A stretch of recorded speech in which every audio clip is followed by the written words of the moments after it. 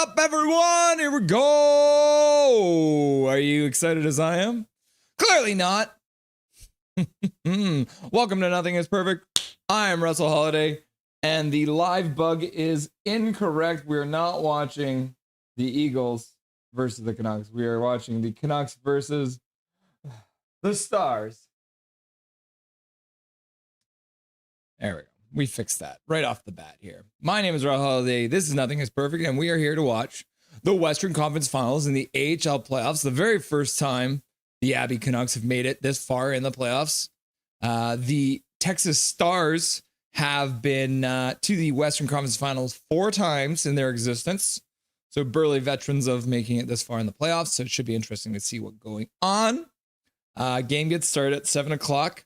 So we'll be watching it together here. I'll be doing a little bit of play-by-play because I know a lot of you people out there can't get the game feed. I would show it, but I cannot. It would get me in trouble. I'm not allowed to show the game feed on YouTube, unfortunately. Oh yes, it is the Abbotsford Canucks versus the Texas Stars. Should be a lot of fun. So what we're going to do today, we're going to start off by saying hello to all you beautiful people who are already in chat, waiting for the game to get started. We're going to go through the stats that you want, but you don't really need. And this one is an updated version because, spoiler alert, the Abbotsford Canucks and the Texas Stars have literally never played a game together ever. This will be the first time they've ever met in any game ever in the 4 years that the Abby Canucks have existed. So it should be fun. But that means the stats that you want, but you don't really need, are a little bit different than normal, but still very informative. First period, during the first intermission, we're going to have Tyler Gibbs. He runs a channel called The Line Change. He does stuff on Twitter. He does stuff on YouTube. He does stuff on Instagram. We got a link down in the description. So Tyler Gibbs from the Line Change podcast will be on for the first intermission for your entertainment. And then during the second intermission, Dustin Boydell will be by for the Rusty and Dusty Sideshow. And we'll go through the ups and downs and various Canucks related news articles for the day. And then Dustin will also be back for the Rusty and Dusty post game when game 1 is over between the Canucks and the Stars. All right. Pretty cool stuff. Let's start off by saying hello then. I think there was a couple messages before I turned on my computer, and it was Big Hog Hockey saying, W, purely Abby Canucks live stream. Yep. We're just doing straight up Abby Canucks today. They're in the Western Conference Finals. I felt like we needed to focus on that. So tell your friends. And then Swerve and Irvin says, yo, yo, yo. And then Florida Panthers fan is here and he says, hello, Russell. Is there any Abbotsford Canucks prospects for the NHL draft in 2025? The majority, there are more people in, all the people who are playing for the Abby Canucks have already been drafted. So they won't be drafted this year.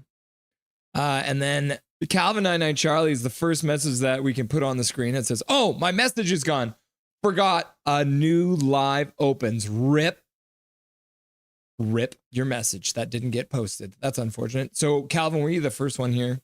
And then I got deleted. Unbelievable. Soul Search Gurus. What's up, Soul Search? Nice to see you again. Hello there. And then I immediately after that said, insert Obi-Wan meme. Hello there. Obi-Wan from Star Wars, hello there. Andrew, hope you are all doing well. Gonna be lurking with the headphones for a bit. Welcome back, Andrew. Nice to see you, buddy. Always good to see you in chat, my dude. Let's see here. Russell, where are you at? I'm here now. You just had to wait a little bit for me, but I have arrived.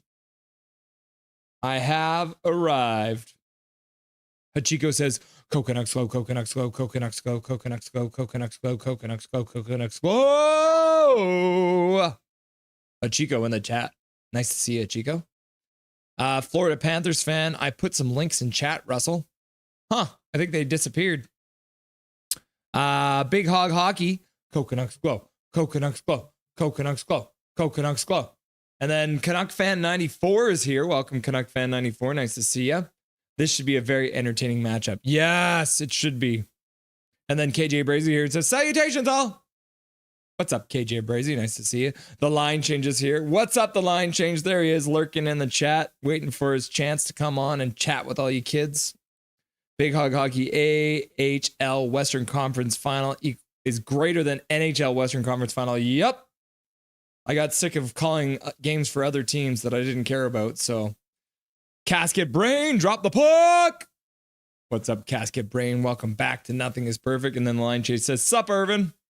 And then Big Hog says, Casket, we lost the puck. Oh no, we got to get one. Can someone find a new puck? We gotta play a hockey game. We don't have a puck to play with. Swerve and Irvin, I'm watching on the big screen. First time seeing some of your PFPs clearly. Oh, yeah.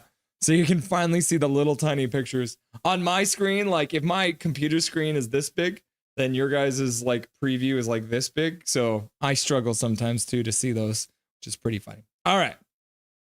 We said hello to everyone who's in chat right now. So let's hop on over to the stats that you want, but you don't really need. And we have done the double version because, like I said, the Abby Canucks and the Texas Stars have literally never played before. So we've done some different things than we normally do. What I did, so we're going to talk about Canucks on Thursday in the playoffs. So far this year, they've played twice on Thursday. They lost a home game on Thursday, which is not great. And they won an away game on a Thursday, which is great, which is good to see. Playing on May 29th, they have literally never made it this far in the playoffs. And neither have, the Stars have also never played on the 29th. Stars on Thursday in the playoffs, they've only done it once. They played one home game and they won it. So that's not great. Canucks lost their only game at home. And the Stars won their only game at home, but they are playing on the road. So this will be the Stars' first game on the road on a Thursday in the playoffs. And so the other thing, remember, the Abby Canucks and the Texas Stars, I'm going to call them the Texas Rangers probably all night, by the way. The Abby Canucks have never played the Texas Stars. And so I decided instead we're going to look at what the Canucks did against the Central Division and what the Stars did against the Pacific Division. So the Stars have played 20 games against the Pacific Division. They are 9-8-3 overall against the Pacific Division.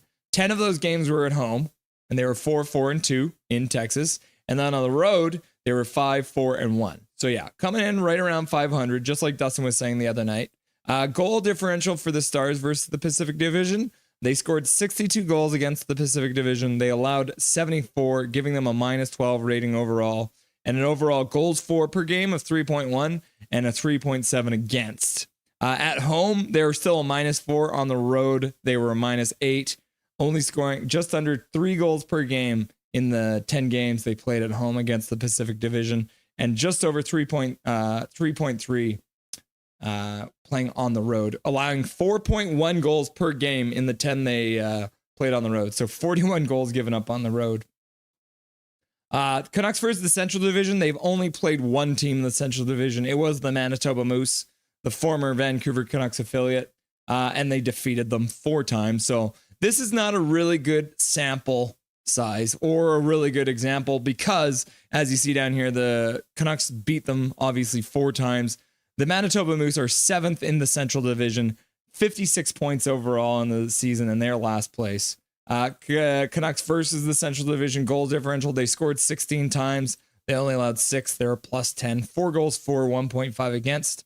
At home, they're 3.5, and they literally shut out the Manitoba Moose twice at home. The Manitoba Moose did not score a single goal in Abbotsford, so pretty crazy there.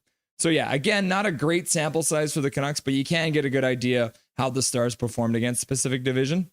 The Canucks' current leading scorers against the Pacific Division. Nielsen had 4 goals in 3 games. Sasson had 6 assists in 2 games, and then had the overall lead with 6 points in 2 games. I did want to note as well that Baines had 6 assists as well, but he played 3 games, so he is technically tied with Sasson, but I always go by games as well. Current leading scorer for the Stars versus the Pacific Division, Blumel, 10 goals in 19 games. He almost played all of them. Copa Bianco. This is, by the way, the Texas Stars are going to be testing my ability to call the game. Cabo Bianco had 10 assists in 15 games. And then Rick Owen, 16 points in 20 games against the Pacific Division. And we'll hear more about Rick Owen in just a little bit as well. I will point out that the Texas Stars lost to the Milwaukee Admirals in 2023. They lost to the Milwaukee Admirals in 2024, and then they finally defeated the Milwaukee Admirals in the last round in 2025. So they did slay their dragon. So that's a little scary for me too. If we're looking at how they performed against the various Western Conference or Pacific Division teams, that is not correct. I know that for sure. Overall, they did pretty badly against Ontario and Colorado. And then against the lower division, like Coachella Valley actually was 1-0-3 against, or they were 1-0-3, so only beat Coachella Valley once and lost 3 times in overtime, which is pretty crazy. And then Tucson, they were 3-1 against Tucson. And then against the worst team in the Pacific Division, they were 2-2. So I don't know. Then hopefully that gives you a bit of an idea of how they performed against the Pacific Division. If we're looking at the overall stats here, we've got the power play. So the Texas Stars and the Abby Canucks are 3 and 4 when it comes to power play percentages. So Texas Stars so far in the playoffs are 23% on the power play, and the Abby Canucks are 21.6%. So some pretty potent power plays. If we're looking at the penalty kill, the Abby Canucks are the best penalty killing team that remains. The only team that was better was the Calgary Wranglers, who only played 2 games. So the fact that the Canucks have a penalty kill that runs at 97.1% is absolutely wild. The Texas Stars aren't terrible. They're at 85.7%, but they ranked 11th in the playoffs on the penalty kill. So I want to show you guys that. And then as well, let's have a look at the scoring in the playoffs as well. This is the scary part right here.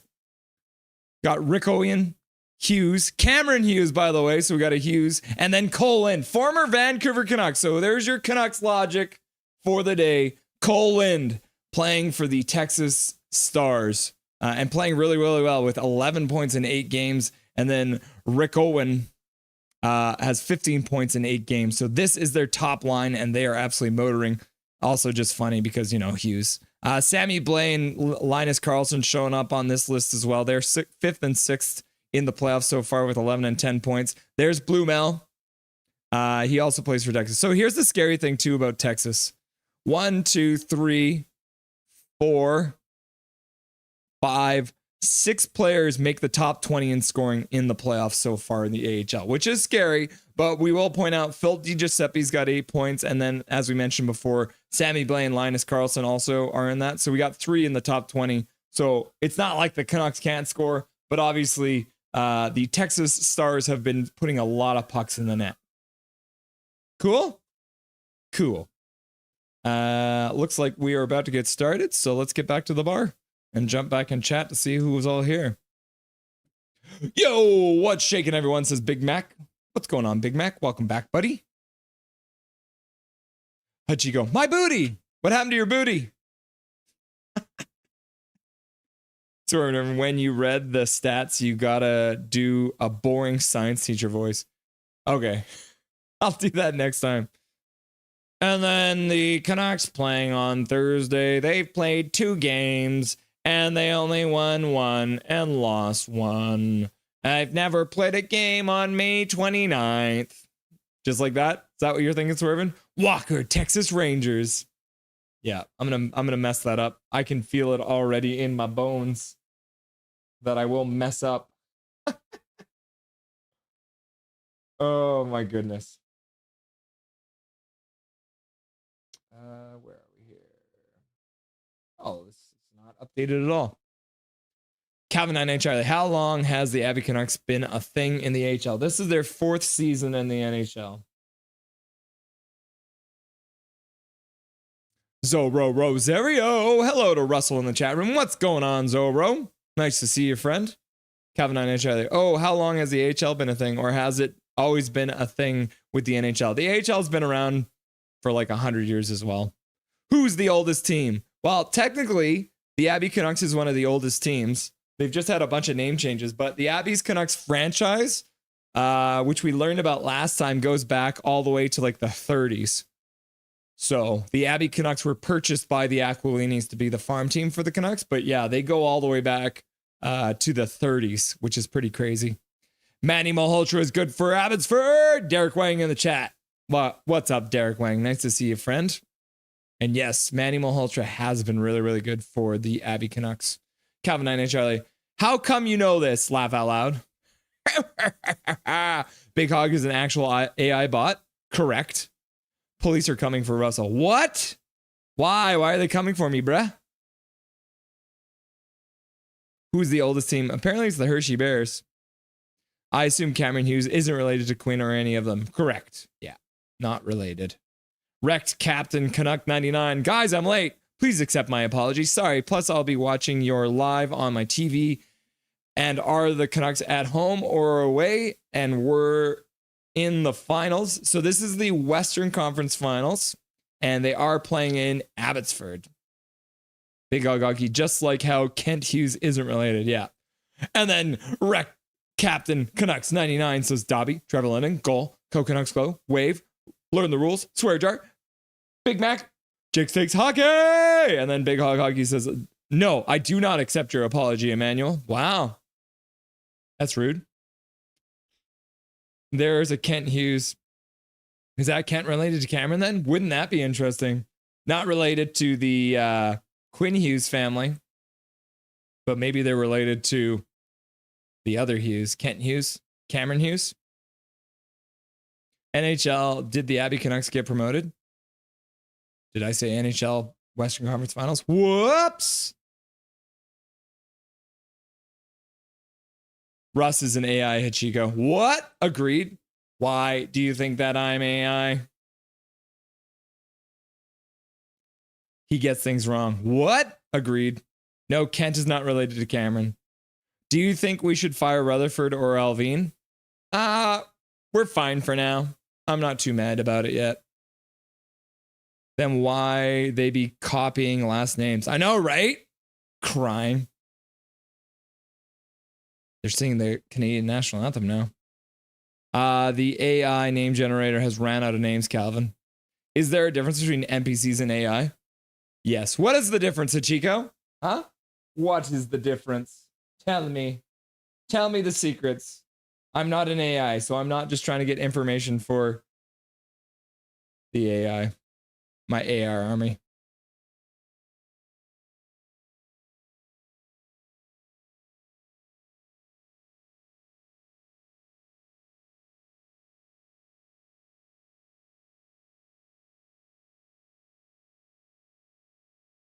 The very first time that the Abby Canucks and the Texas Rangers are playing against each other ever, which is pretty crazy. Hachiko, NPC is you. AI is Big Hog and Russ. Big Hog. NPC equals Emmanuel. AI equals Russell. Agreed. Agreed. Stop bullying me, says KJ Brazy.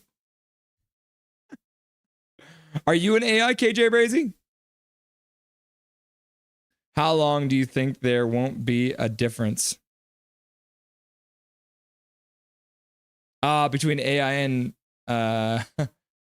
NPCs? All right, kids, they're lining up at center. Here we are. First game in the Western Conference Finals. I'm Russ Holiday. This is Nothing is Perfect, and let's go. Puck is down. I'd like to take this opportunity to propose a toast. To evil! Texas dumps the puck into the Abbey zone and bounces off the end boards, and Sheelovs will cover it up. 14 seconds into the game, we get our first whistle. Let's fucking go! Wave! So 4 years-ish, yeah. No, Calvin, 3.765 years. Milosh, go Canucks, go! Texas wins the faceoff, tries to pass the puck down the half boards, but they're getting checked pretty hard by the Canucks. Now they're ringing the puck around to the other half boards. Now behind the Abbey net. Try and put the puck out front. Bounces over the intended target stick. Puck to the middle, given away right at the blue line. And then Texas will dump it back into the corner. Canucks dump it into the other corner. Mancini can't catch up to that puck. And Texas will skate out into the middle. Shot gets blocked. Another shot comes off the block and goes. Was that off of Sheelov's blocker? Now Cole Lind with the first shot of the game. Of course, it's a former Canuck getting the first shot of the game. KJ Brazy squared. Salutations all. What's up, KJ Brazy squared? They found the puck. Yeah, they did casket. Hachiko, I'm going to eat a hot dog. Thanks for letting me know, Hachiko. Big Hog, I heard you on my TV saying you don't accept my apology. Please accept my apology. And I won't talk that much on chat after this comment. Emmanuel, Big Hog's just giving you a hard time. I thought they called them glizzies now. Laugh out loud. Canucks get out to center. D. Giuseppe hammers Taylor. Jet Wu decks his man at the blue line. Canucks keep the puck in. Glover throws a hit. Now throws another hit. Texas manages to work it out to center and then dump it in behind the net. Shilovs cues it up there for his defenseman. Bolanin passes to the corner. Flips it up the half boards. Gets intercepted there by the Stars. Now the puck back to the point. Back to the middle, high slot. Shot to the front of the net, goes wide. Texas collects it on the half boards. Skates down into the corner. And then the Canucks get a rebound and clear it out. Up to the blue line, but Texas manages to actually keep it in, moves it down to the half boards, skating into the corner, looking to the front. Good stick by Wu to tie up his man going to the net, so no opportunity to actually get a shot on net there. Canucks work it out to center. Texas works it back in, but it gets picked up there by Wu. He'll play it to the middle of the blue line, back to Jujar Kara. Kara now gets through center, flips it into the Texas zone. 2 shots now by Texas. No shots by the Abbey Canucks. 17:52 left to go in the first period. Just getting started here. Big Hog, what? No, Emmanuel. Yes, Ichigo, you're right. Dallas scores. I think Dallas might win tonight. Cole McGuire in front. Oh, good stick coming back by the Texas Stars player. Sammy Bay throws another big hit on the half boards. Good chance in front for the Abbotsford Canucks, but good stick by Texas to prevent that pass from getting to the middle. Otherwise, that might have been a goal right there on the first shot of the game. Texas battling behind the net. 2 of them there. Double teaming Kudratsev. Nielsen picks it up on the half boards though, and he'll play it to the side. They chip it out to center. Max Sasson plays it to the middle. Oh no, the puck bounces on Mancini. But manages to get back. Shilovs makes a save, covers it up for a whistle. Faceoff will be to his right side. 16:55 left to go in the first period. Bang! Go, go, go, go, go, go, go. Wrecked Captain Canucks 99. Big Hug, would you like to get blocked? I thought we were friends. Dallas or Texas? It was Dallas. The Dallas Stars. Let's go Stars!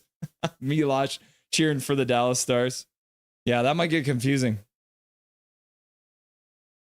I will not update the Dallas game anymore because I think it's going to be too confusing. I'm being serious, Big Hog. Big Hog, guys, please stop bullying people in chat. Bans will be issued out there. Any more of this? Yeah, Milosh is saying Dallas scored. Calvin 99 Charlie, is Texas not Dallas AHL's team? Yeah. Russ, you beauty. Thanks, KJ Brazy squared. I won't speak after this comment. Jet who? Jet woo! Oh, another pass to the front of the net. Canuck player tried to take it off the skate, but couldn't control it. Texas moves into the zone of the Canucks. Pass through the slot, misses, and then a shot from the point. Shilovs makes a save, and we'll get another whistle. Riley Fraser, I do watch Knuckhead. Do you watch Knuckhead? We're going to have Knuckhead on this channel. He's going to come and join us. Richmond, laugh out loud. Jet Wu should be Ric Flair's favorite hockey player. Woo! Did you see the what is it? Glovey McGlovin. He did the Jet Wu Ric Flair call. Jet Woo! Yeah, go check out Glovey McGlovin. He's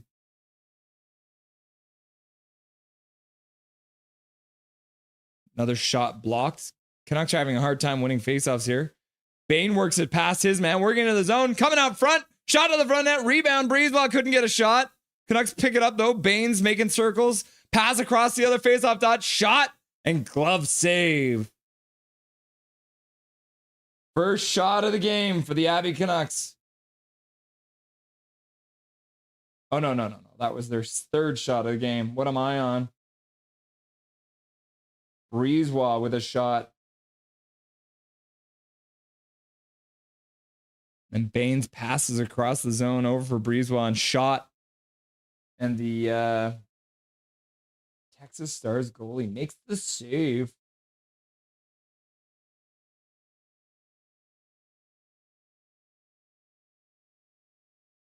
Smith, Karen, Blair on the ice. Take a face off in the Texas zone. Maybe I should just call them Texas from now on. Ooh. Someone on the Texas Stars just did the Atu Ratu and flipped his stick over. Yes, Riley, I do watch Nuckhead. And yeah, like I said, we're going to try and get him on the show. He's really, really busy with the playoffs right now. So probably in the offseason, we're going to get Nuckhead on the show. Stars flip it out to center. Shot to the front of the net. Shilov's blockers it away. Canucks carried out through center. Drop pass, misses Jujar. Mancini picks it up. He's skating in down the half boards. Goes in right behind the net. Gets pinned there for a minute. Breaks free of the pin. Goes into the corner. Turns back into the corner behind the net. Nate Smith picks it up, puts it back to the blue line. And then it gets picked off there. And Texas comes out. They've got a 3-on-2. And then good stick there by Breezewell. I didn't let the puck even get close to the front of the net. Then Jujar Kara picks it up in the corner of the Abbey Canucks zone on the near side. Passes up to Sammy Blais. Oh, and he tries to pass out across the blue line for Jujar Kara, but that one gets intercepted, and Texas moves the puck down low again. And then the puck gets out and all the way down the ice. But it went off a Texas stick, so the Abbey Canucks did not have an icing call against them. Coach Carter, KJ, laugh out loud. All right, Will Annan working out of the zone, pass up to center, tipped in. Apparently the linesman doesn't understand how icing works because the Abbey Canuck player was clearly going to beat the icing out and still decided to call in an icing call. So instead of calling the Canucks out, I'm going to call the linesman out, and we need to get a copy of the rule book sent out.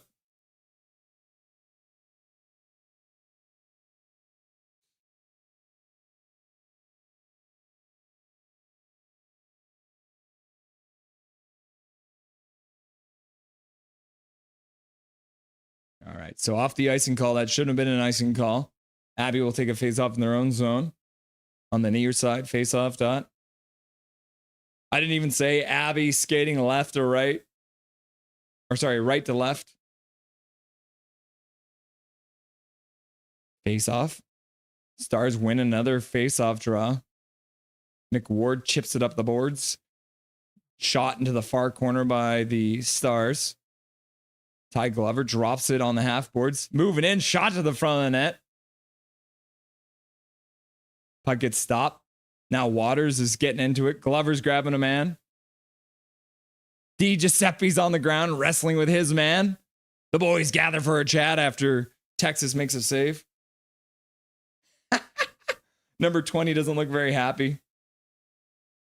Oh, it's Emilio Pettersson. I didn't even tell you guys that. The Abbey Canucks are playing against Emilio Pettersson. I fully forgot to show you guys that. I'll show you guys this here.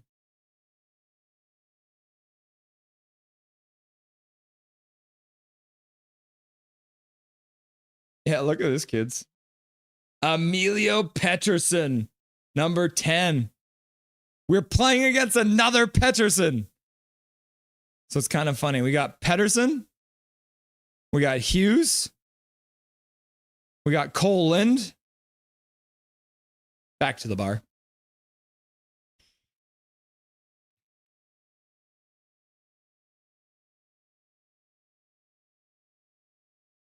Second, Sass and Leckermacky playing against the top line on the Texas Stars.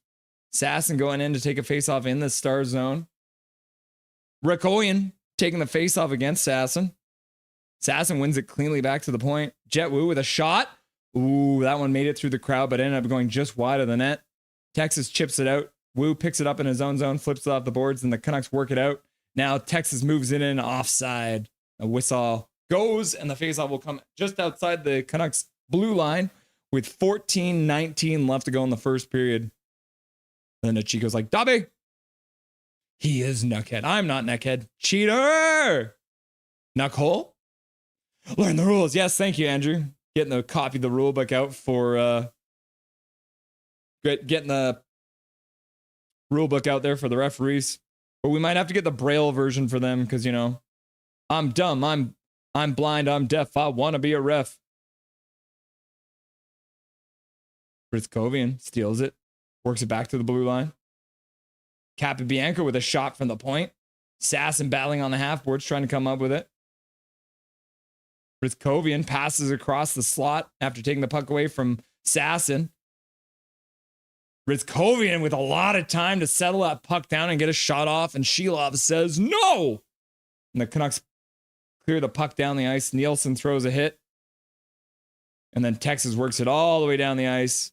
And it gets tipped in, so no icing. Kudratsev picks it up behind his own net. 13:30 left to go in the first period. Shots are now 7-3 for Texas. Pass gets intercepted at center. Oh, man. Di Giuseppe intercepted that one. Gave it back to Carlson, and Carlson made a bad pass. Gets intercepted by the Stars.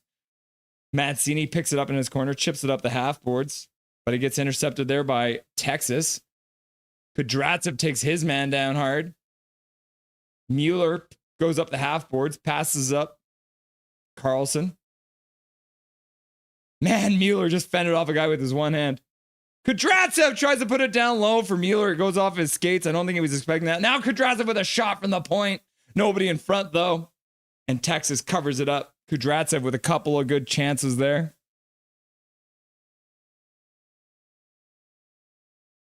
Who are you cheering for, Edmonton or the Stars? I'm cheering for the Abbey Canucks. But yeah, I mean, let's say Dallas Stars, Abbey Canucks. Canucks, says Milosh. Sort of nerving. And then I was like, Emilio! Emilio! Said Emilio like he owed him money. Laugh out loud. Sea loaves. Who doesn't want some ocean bread? Some sea loaves. Get it? Ocean bread, sea loaves. I'm so funny. There's Major Dow. What's up? Texas has now rebanned THC products in Texas. I think world peace is now imminent. You mean they rebanned it? So you can't get THC in Texas anymore? Do I like the Foot hire as head coach? I'm all right with it. I wasn't happy at first. I think it comes down to if we lose Manny Malhotra because we hired Foot, I'll be upset, Riley. But if Manny still coaches the Abbey Canucks next year, then I will be okay with the hire. But if we lose Manny because they wanted Foot, then I'll be upset. Big Hog Hockey. Anyone here know the name Christian Del Bianco? For anyone wondering, the Charlotte Checkers won today in the Eastern Conference Final over the Rockets. Did they play 2 games back to back? Didn't they play last night too?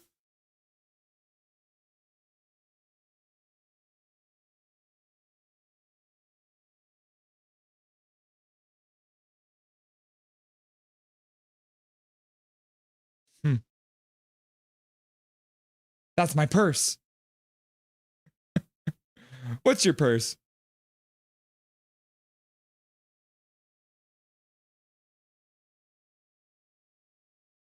So apparently there are 2 players playing on Dallas right now. So if Dallas gets eliminated in Edmonton tonight, there will be 2 players going down from the Abbotsford Canucks down to the Texas Stars here. And the Texas Stars have iced the puck because they're a bunch of idiots. They don't understand the rules. The rules aren't different because you're in Canada now. They're the same. Kudratsev with a shot to the front actually gets blocked by Blaze shin pads. Blade picks it up, puts it back to the blue line. Mancini's there.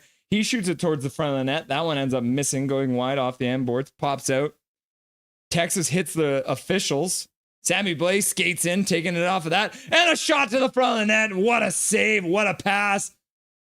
Oh, man, what a good chance. After the puck goes off the linesman, didn't get out of the zone, Sammy Blais comes down, passes across. And my goodness, that official is very lucky that didn't end up going in the net. Yeah, Sammy Blais passes across over there for, looks like Smith. Yeah, Nate Smith with a good chance. And man, what a save. Texas. Yeah, Poirier is the goalie for Texas. Poirier. Manny will be around next year. His son plays junior near Abbotsford. Well, the other thing is they do have an option. So Manny Malhotra signed a 1-year contract with a 1-year option. All right, the Waters just got tossed out of the face-off dot, so Glover's going to come in and take it. Face-off to the left-hand side of the Texas goalie, Poirier. And then Texas wins another face-off. Oh, wow, Canucks come up with it. Shot to the front of the net. Wolanin coming down from the point, going right to the net. Poirier makes a save, actually drops the puck, but covers up the rebound really quick. And there's Andrew getting that rule book out there. Nice. I love it. You're getting a copy of the rule book ready for those filthy on-ice officials. My hot dog fell apart. How does that even happen? Did you cut the bun too much and the pieces came apart? Is that what happened? My goodness. All right. Shot to the front of the net. Glover couldn't tip it on, though, after a good face-off win by Waters. Puck goes down the ice all the way. Abby flips it all the way down to the Texas blue line, tips it in. Now they move it on the forecheck. Glover throws another big hit. Nettie throws another one. Glover's out there just wrecking balling everyone. He's Miley Cyrus. He came in like a wrecking ball.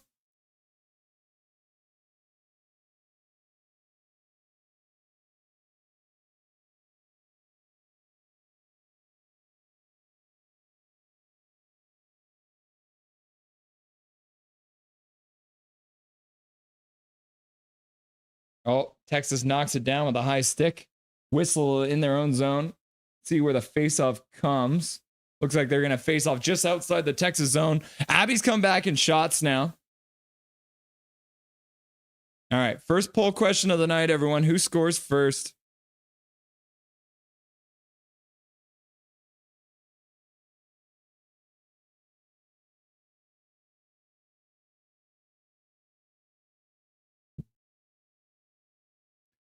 Yes, gotta love those options. Oh, Canucks managed to keep it in for a moment, but couldn't come up with it. Now Texas works it out to center, flips it in. Shelov stops it behind his own net. Cole McWard picks it up there, flips it up the boards, out to the blue line. Texas gets it there, though.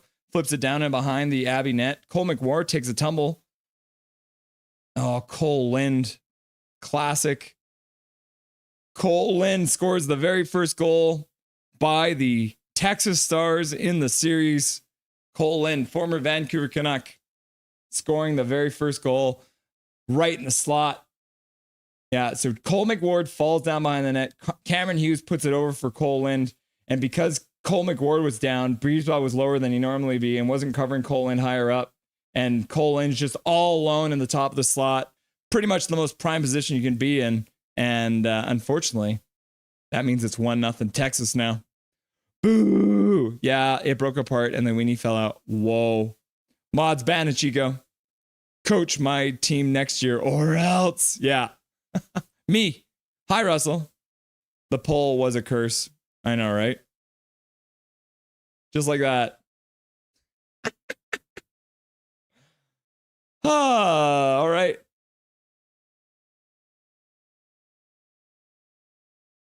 Is there any Abbotsford Canucks prospects? No.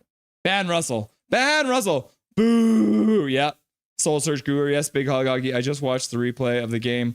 Laval was not in this game. Charlotte was in control most of it, in my opinion. Yeah. It's kind of the same thing last night. Russell! Casket. Brain. No, Lind. And then the middle finger. Giving Lind the middle finger. Canucks, not Crunks. Russell's fault. I agree. Bring Crystal on now. Oh, man. Blake driving to the net. Canucks with some good pressure after the goal. Wolanin on the blue line. Passes across. Jet Wu passes down to the half boards for Blake. Blake puts it back to Wolanin on the point. High slot. Passes over for Blake. Blake shot to the front of the net. Goes just wide. Jujhar Khaira picks it up on the half boards. 10 minutes left to go in the period. Jet Wu just kicked the puck over. Now Jet Wu's got to hustle back. Otherwise, it's going to be a partial break for for Texas. Shelovs makes an easy save. Wolanin skates out of the zone. Passes up to center. And then works it over for Jujhar Khaira. And then they flip it down into the Texas zone, and they'll be able to get a change now. Any Abbotsford Canucks in the... No, there was no Abbotsford Canucks in the NHL draft. Mueller in. Shot to the front of that. Tries to go 5-hole. Saved by Poirier.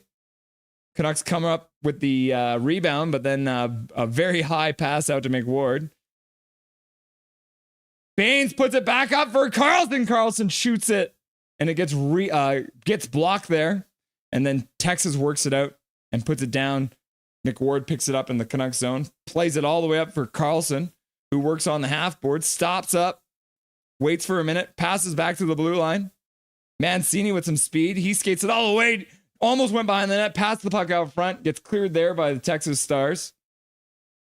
Carlson working on his man. Carlson's upset. His stick got taken away, but that was because you were hooking the guy. You're lucky you didn't get a penalty there, Carlson. Icing gets waved off for some reason. Mancini battling in the corner. Tries to play it over there for Kudratsev. Kudratsev falls over Mancini. Texas skates out with the puck. Texas shot to the front of the net. Shelovs makes the save. Covers it up. 8:32 left to go in the first period. Swerve. Oh, haha. I was wondering why you look so sad saying Cole Lind scores. Yeah. Former Vancouver Canuck Cole Lind. Do you know where I can watch Canucks versus Stars? It's on it's called Flow Hockey. Oh, that is not how you spell it. Just Google Flow Hockey. That's the best way to do it. It does cost money, though. Dobby, where you at? I don't know. He's up to no good. I wish the Abbotsford Canucks posted highlights on their channel for road games. Riley, check out Flow Hockey's YouTube channel.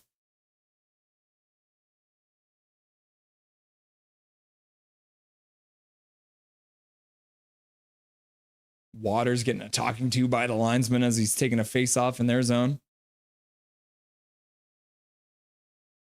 You're welcome, Dino. Nice to see you, buddy. Glover works it out, gets it all the way down the ice. Poirier stops behind the net, plays it up the boards. Waters skates down the half boards, works it around, puts it behind the net. Glover picks it up there. Now he's fighting with two Stars there. He makes a good move, goes around, goes in behind the net, tries to work it out front, puts it off the end of the back of the net. And then Texas picks it up, flips it out backhand all the way down the ice. That's going to come right in on, unfortunately, right on Shelov, so he'll have to play it, so no icing. 8 minutes left to go in the first period. This is a fast-moving first period here. Hoo-wee! Hockey, yeah, I know, right? Sasson puts it into the corner. Looks to the front! And Lecker-Mackey getting his stick held. But he couldn't get it free. Nielsen rings it around the boards. Up to Wolanin on the half boards. He puts it back down behind the net. Nielsen skates in the corner. Tries to work it back down. He comes up with it, works it back to the point. Lecker-Mackey with a shot to the front of the net. Rebound came out, but Texas was there to clear it out, and they'll flip it off the boards. And then, it didn't quite get out, but now they pick it up again and skate it up to the blue line into the zone. Pass down into the corner. Trying to look out front. Tries a wraparound. Wolanin's there. And he flips it out to center. Got a good roll to it, so the Abbey Canucks won't ice the pucks there. Hello. Hi. But you go Flow Hockey, though. It's a subscription service. Yeah. Return to school. Sammy Blay in protects it with his shoulder, but couldn't come up with the puck. And then Texas flips it out to center again. Kudryavtsev passes all the way up to the other blue line. Blais throws a big hit there. McKenzie had to duck out of that way. Now Blais battling with McKenzie. Good move by Blais. Goes right through McKenzie. Now skates in, shoots, goes off a stick and just wide of the net. Jujhar Khaira comes up with a puck. Steals it right from his man. Works it down to the half boards. Shot! Oh, off the shoulder of Poirier. Back to the blue line. Nobody's there. Unfortunately, the puck goes all the way back down in the Canucks zone. They'll pick it up there, though.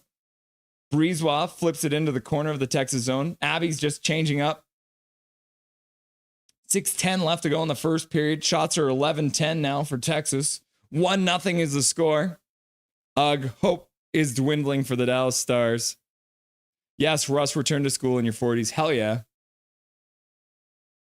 Capobianco plays it up to his teammate. And they dump it in from center. Shilov stops behind the net, plays it to the corner. Lannon plays it to the side. Cole McWard chips it up to the Texas blue line, but they get intercepted there.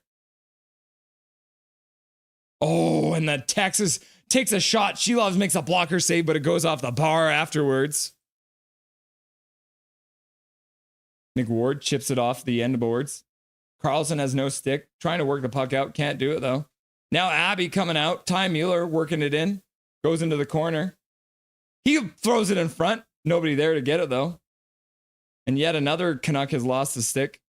Mueller plays it back and then does a reverse hit on the Texas player. Knocks him on his booty. Now Brisebois playing pass in his own zone. Passes up to the Texas blue line. Mueller tips it in there. Abby comes up with it as they try and flip it out. Glover skating around, puts it in front, gets blocked there. Waters couldn't get a shot off. And then the Canucks steal it again. Now Glover with a shot, and Poirier makes another save and covers it up. Man, the Abbey Canucks are doing a really good job at coming up with the puck. Texas is having a hell of a time getting out of their own zone right now. Abbey's getting some chances off of that. Russell, my chat is playing on. My chat is playing up. Returning to school in your 40s isn't as crazy as it sounds. I know. I think about it on a regular basis. I have nightmares about it too. Thank you for the stream, Russell. You're very welcome. Zachary McNally, 25. Leafs big fan. Hey. What's up, my dude? Russ is best. What? No, me? Depends on what type of school swerving. Hey, you won. Russ is awesome. Moo. Dallas should never have pulled Otter. I have literally not been paying attention to that game at all.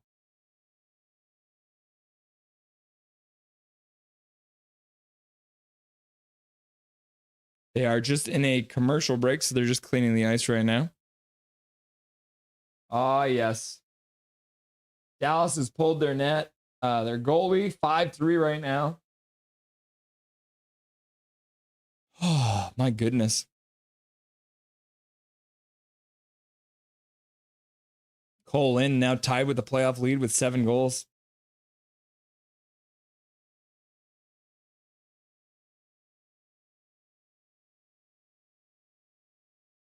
Oh, there's a player on Texas named Taylor, and he's from Richmond. He got a point on the first goal. So we got a player from Richmond setting up a former Canuck for the first goal of the series.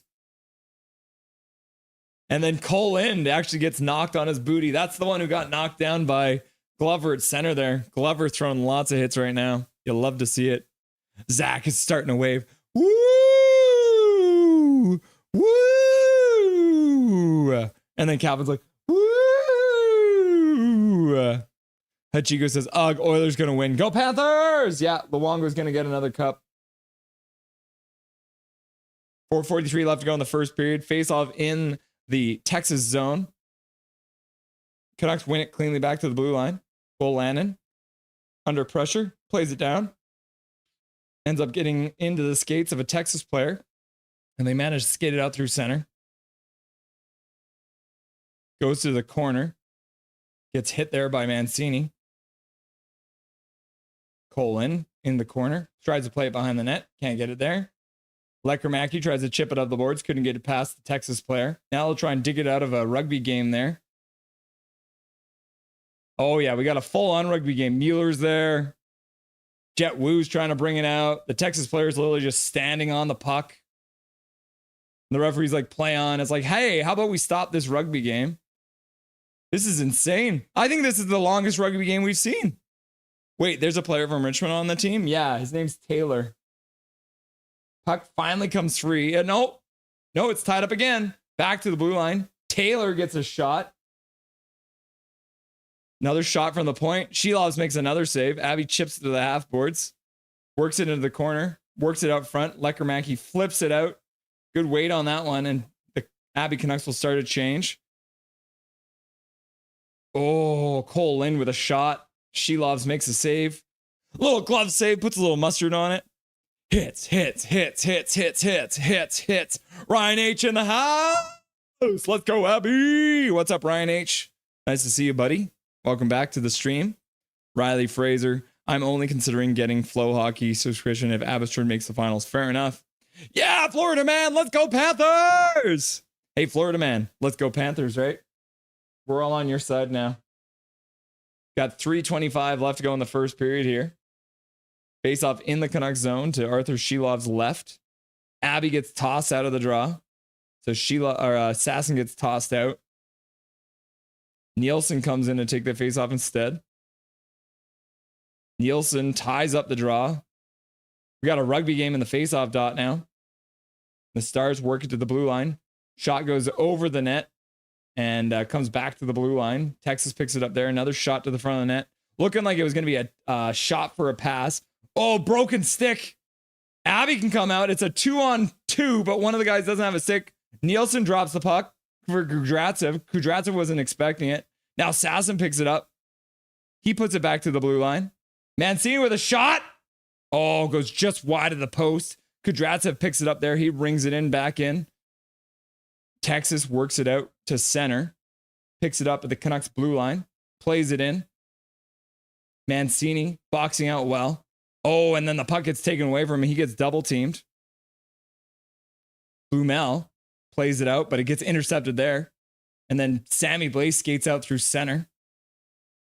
He dumps into the corner. Looks like he's going for another hit. He does. He goes in and smacks another man. Works it around all the way back to the blue line off the boards. And it comes back down for Blay behind the Texas net. He works up the half boards on the far side. Back for Cole McWard, who shoots at the front of the net. Goes off some shin pads and wide. Now you got Breezewell behind the net. Forechecking the defenseman. And then Texas picks it up in the corner. Works it out. Sammy Blaze covering at the point. He shoots it to the net. That one also goes just wide. Jujar Kara in the corner battling against two Texas Stars. Stars put it up off the board. Sammy Blaze throws another hit for their...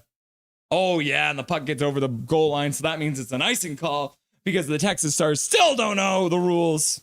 Learn the rules. What are the odds of the finals being the same year in a row? It doesn't happen very often. What was the last time it happened was Detroit and Pittsburgh, right? Detroit and Pittsburgh, I believe.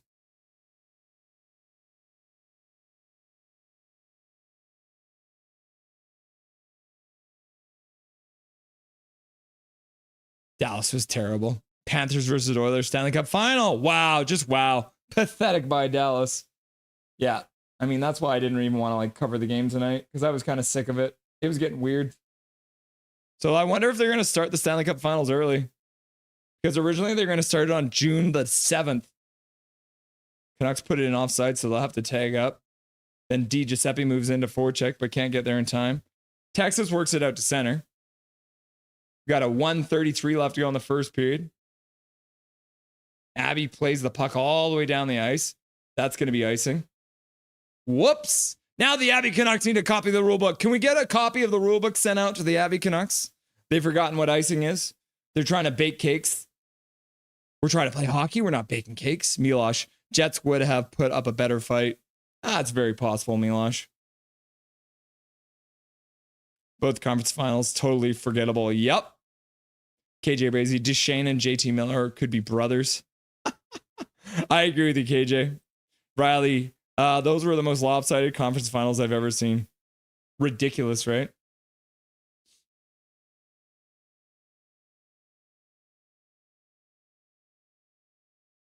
So Texas and Dallas both making their conference finals, which is impressive, even though Dallas did look like ass. Got 1:21 left to go in the first period. Face-off will happen in the Canucks zone here. I think I've got some Dobby hair in my mouth. Yep, that's Dobby hair. All right. Ty Mueller will line up for the face-off against Rick Owen. Canucks win the face-off. Breezewell plays it behind the net. They try and play it up the boards. Gets blocked there. Now Breezewell works it out to center. Mueller skates in. Pass. Breezewell with a shot. He fans on it. And the Canucks score! Breezewell gets his own rebound and scoops it right through. Poirier couldn't control the puck. And the puck comes back to Breezewell and the Canucks put it into the net. That's a tie game, 1-1. Breezewell wearing his full cage like he's in junior. Following up. Who says he's the defensive defenseman? It is 1-1 as Abby ties the game. Late goal. They cause a turnover, move in, and it goes in off of, it might have even gone off of a Texas player. He fans on the shot. Actually, very similar to the Carlson goal the other day, where it fanned on the shot, goes past the defenseman, and then, yeah, and it looks like, who was that in front? Was that Mueller? Mueller dumps Taylor. So Taylor, the guy from Richmond, gets dumped into his own goalie, and the puck goes off of Taylor and into the net. Woo! Abby ties the game late. Abby ties it, says they slayed the dragon. Hachiko! Big Hog says, bang! And Hachiko says, go, go, go, go, go. And Milosh says, woo! And Zach says, go, go, go, go, go. And Big Hog says, go, go, go, go, go, go, go. And Kevin and Andrew is like, go, go, go, go. And Big Hog's like, let's fucking go. And Andrew's like, woo! And Casket's like, goal! And Riley Fisher's like, Leon just said, that's a heck of a team. Laughing and crying. Texas wins the faceoff, rips it into the Abbey zone. Breezewell plays it behind his own net. Woo's there. Jujar Kara's there. Blay plays it behind the Abbey net, and he'll flip it out to center. 45 seconds left to go. Abbey trying to come up with it at center. Can't quite do it. Nielsen throws a hit there. 36 seconds left to go in the first period. Russ, you need to watch my friend chat knew Abbey scored even before you did. I probably have a slight delay. 23 seconds left to go. Texas works out the center, but they lose it there. Mancini picks it up. He flips it off or tries to flip it off the boards. Actually hits the referee with it. Now Will Lannon comes in with it. He stops up, flips it to Jujar Kara. Kara can't come up with it. Now Texas flips it up all the way down the ice. Not quite enough for icing. Mancini picks it up there. And the puck goes. And that's it. That's the end of the period, guys. Woo! After Dallas scores first, the Abbey Canucks come back, and with just like a minute left to go, ending up tying up the game. Breezewell assisted by Carlson and Mueller, says Big Hockey. Very cool. Woo! Hashtag you love to see it. All right, let's get our man on the line. Okay. All right, so the first intermission guest today is the lineup, guys. So let's get him on the line. Oh.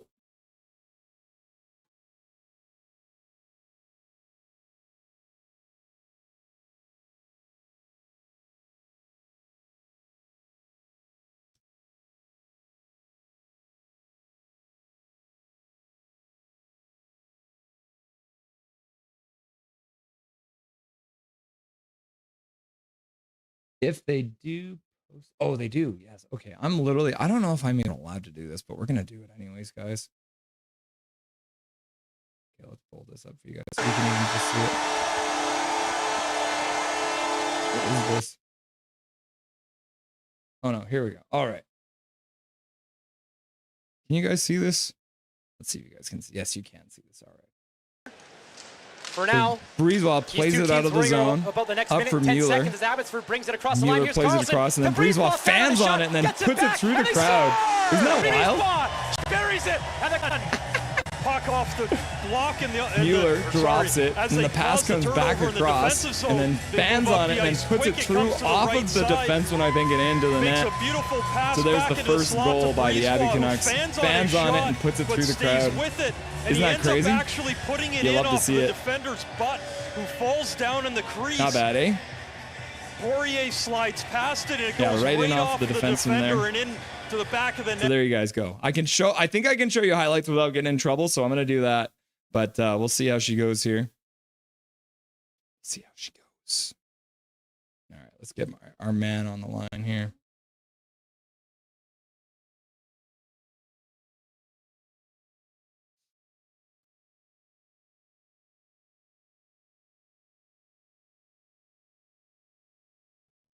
Spicy in here.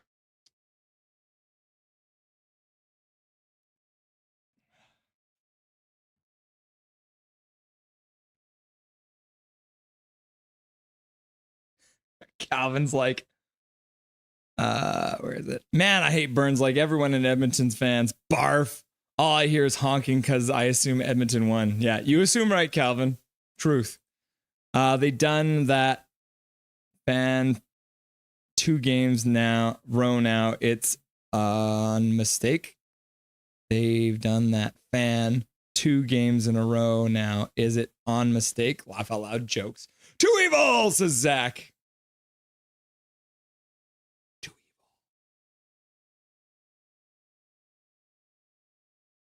Florida must win. Yeah, I agree, Connor. Big Mac's like, too evil. Just seeing the interview with Brisebois and Mueller. Miller doesn't open his mouth to talk, eh? Laugh out loud. Interesting.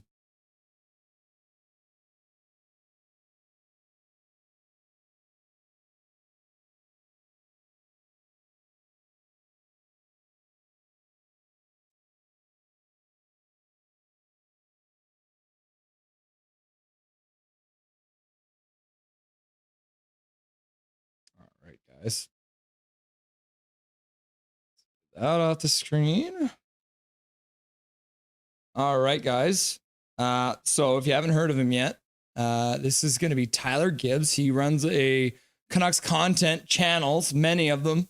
The Line Change. On his channel, you'll find game recaps, live streams, previews, and everything in between.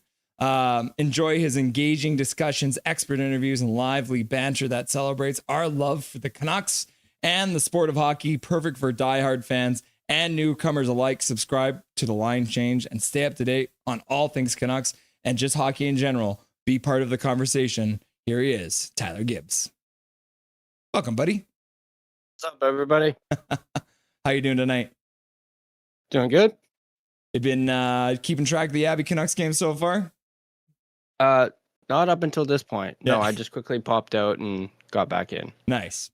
So we're going to do what we always do with our first-time guests. We're going to do a getting to know you interview. So it's going to be a lot of hard-hitting questions for you. So let's start off by asking. I'm ready. You ready? What is your favorite hockey team? Well, I guess right now it's Abby. Yeah. But all time, obviously, it's the Canucks. Yeah. Do you have a favorite player for the Canucks? Currently, it was JT Miller. Oh, no. But he's gone now. So I guess I would say it's Quinn Hughes. Yeah.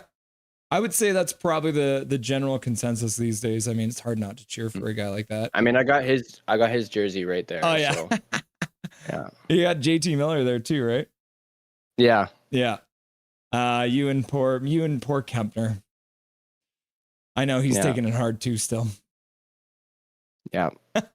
Do you have like a favorite all-time player? Like, is there a classic Canuck player that you love?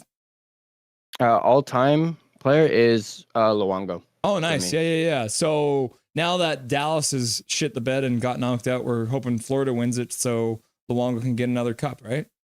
Oh, yeah. I'm all for that. So the next question I'll ask you, what is your favorite hockey moment as a fan? As a fan? Yeah. Ooh, that's tough. But right off the top of my head, it's got to be the stanchion goal from Bieksa. Yeah. Where were you when you were watching that one? I was actually downtown in a McDonald's right by the library. Oh, yeah. I'm not sure if that McDonald's is still there or if they moved it. I think they moved it down the street. Yeah. But yeah, no, I was literally in the McDonald's watching, and I didn't even see the puck go in the net. I just saw everyone just jump and start cheering, and I was like, yeah. And my buddy and I literally bolted out of the McDonald's, running like crazy, just high-fiving random people on the street. And yeah, that's definitely a moment I'll never forget. Also, I was there during Game 7. Luckily, I left before the riots happened. Actually, little fun fact, right where I was standing was where that car got flipped over and set on fire in front of what's now called Post. Mm, I was literally standing there like probably 20 minutes before they flipped that car over. that's crazy. So I got back to the North Shore, turned around and saw the smoke, and then, got home, turned on the news, and I was like, holy shit, I was literally just standing right there. Yeah. I'm glad I left when I did. So It's like the situation where it's like you're walking down the street and then suddenly an AC unit falls right behind where you just were, right? yeah, exactly. So we were chatting a bit earlier, and you did say you played a bit of hockey growing up. Do you have a favorite moment as a player in hockey? I think I have a couple. I mainly played goalie, as that was my bread and butter. But I do remember, I think it was when I wasn't playing goalie, because we would usually rotate. And I believe, actually, I'll give two, because another one just popped into my head. Yeah. One was, I believe they thought a whistle went, so everyone stopped. And the referees were like, no, keep going. And then I managed to get the puck, and I went in on a breakaway. I can't remember if I scored or not. I think I didn't score. Yeah. But I had like this great chance to score on a like full-on breakaway. Everyone was behind me, and I'm just like, oh, it's just me and the goalie. And I'm unfortunately, I don't think I scored. So you And then almost the had your own second- BX moment, because it's like everyone stopped Yeah. playing. Yeah. And then the second moment, I was being I guess you could say a little bit channeling my inner Matt Cook. Mhm. The time, I was kind of like hacking a guy in the back of the leg. I can't even remember if he had the puck, but I was just hacking him. And then he turned around and he decked me with a punch. And I just dropped to the ice. And then according to my dad, I popped right back up, was like, huh? What's going on? And then he ended up getting a penalty for it. And I got unscathed. So it's a little biased officiating, even when I was, 12-year-old.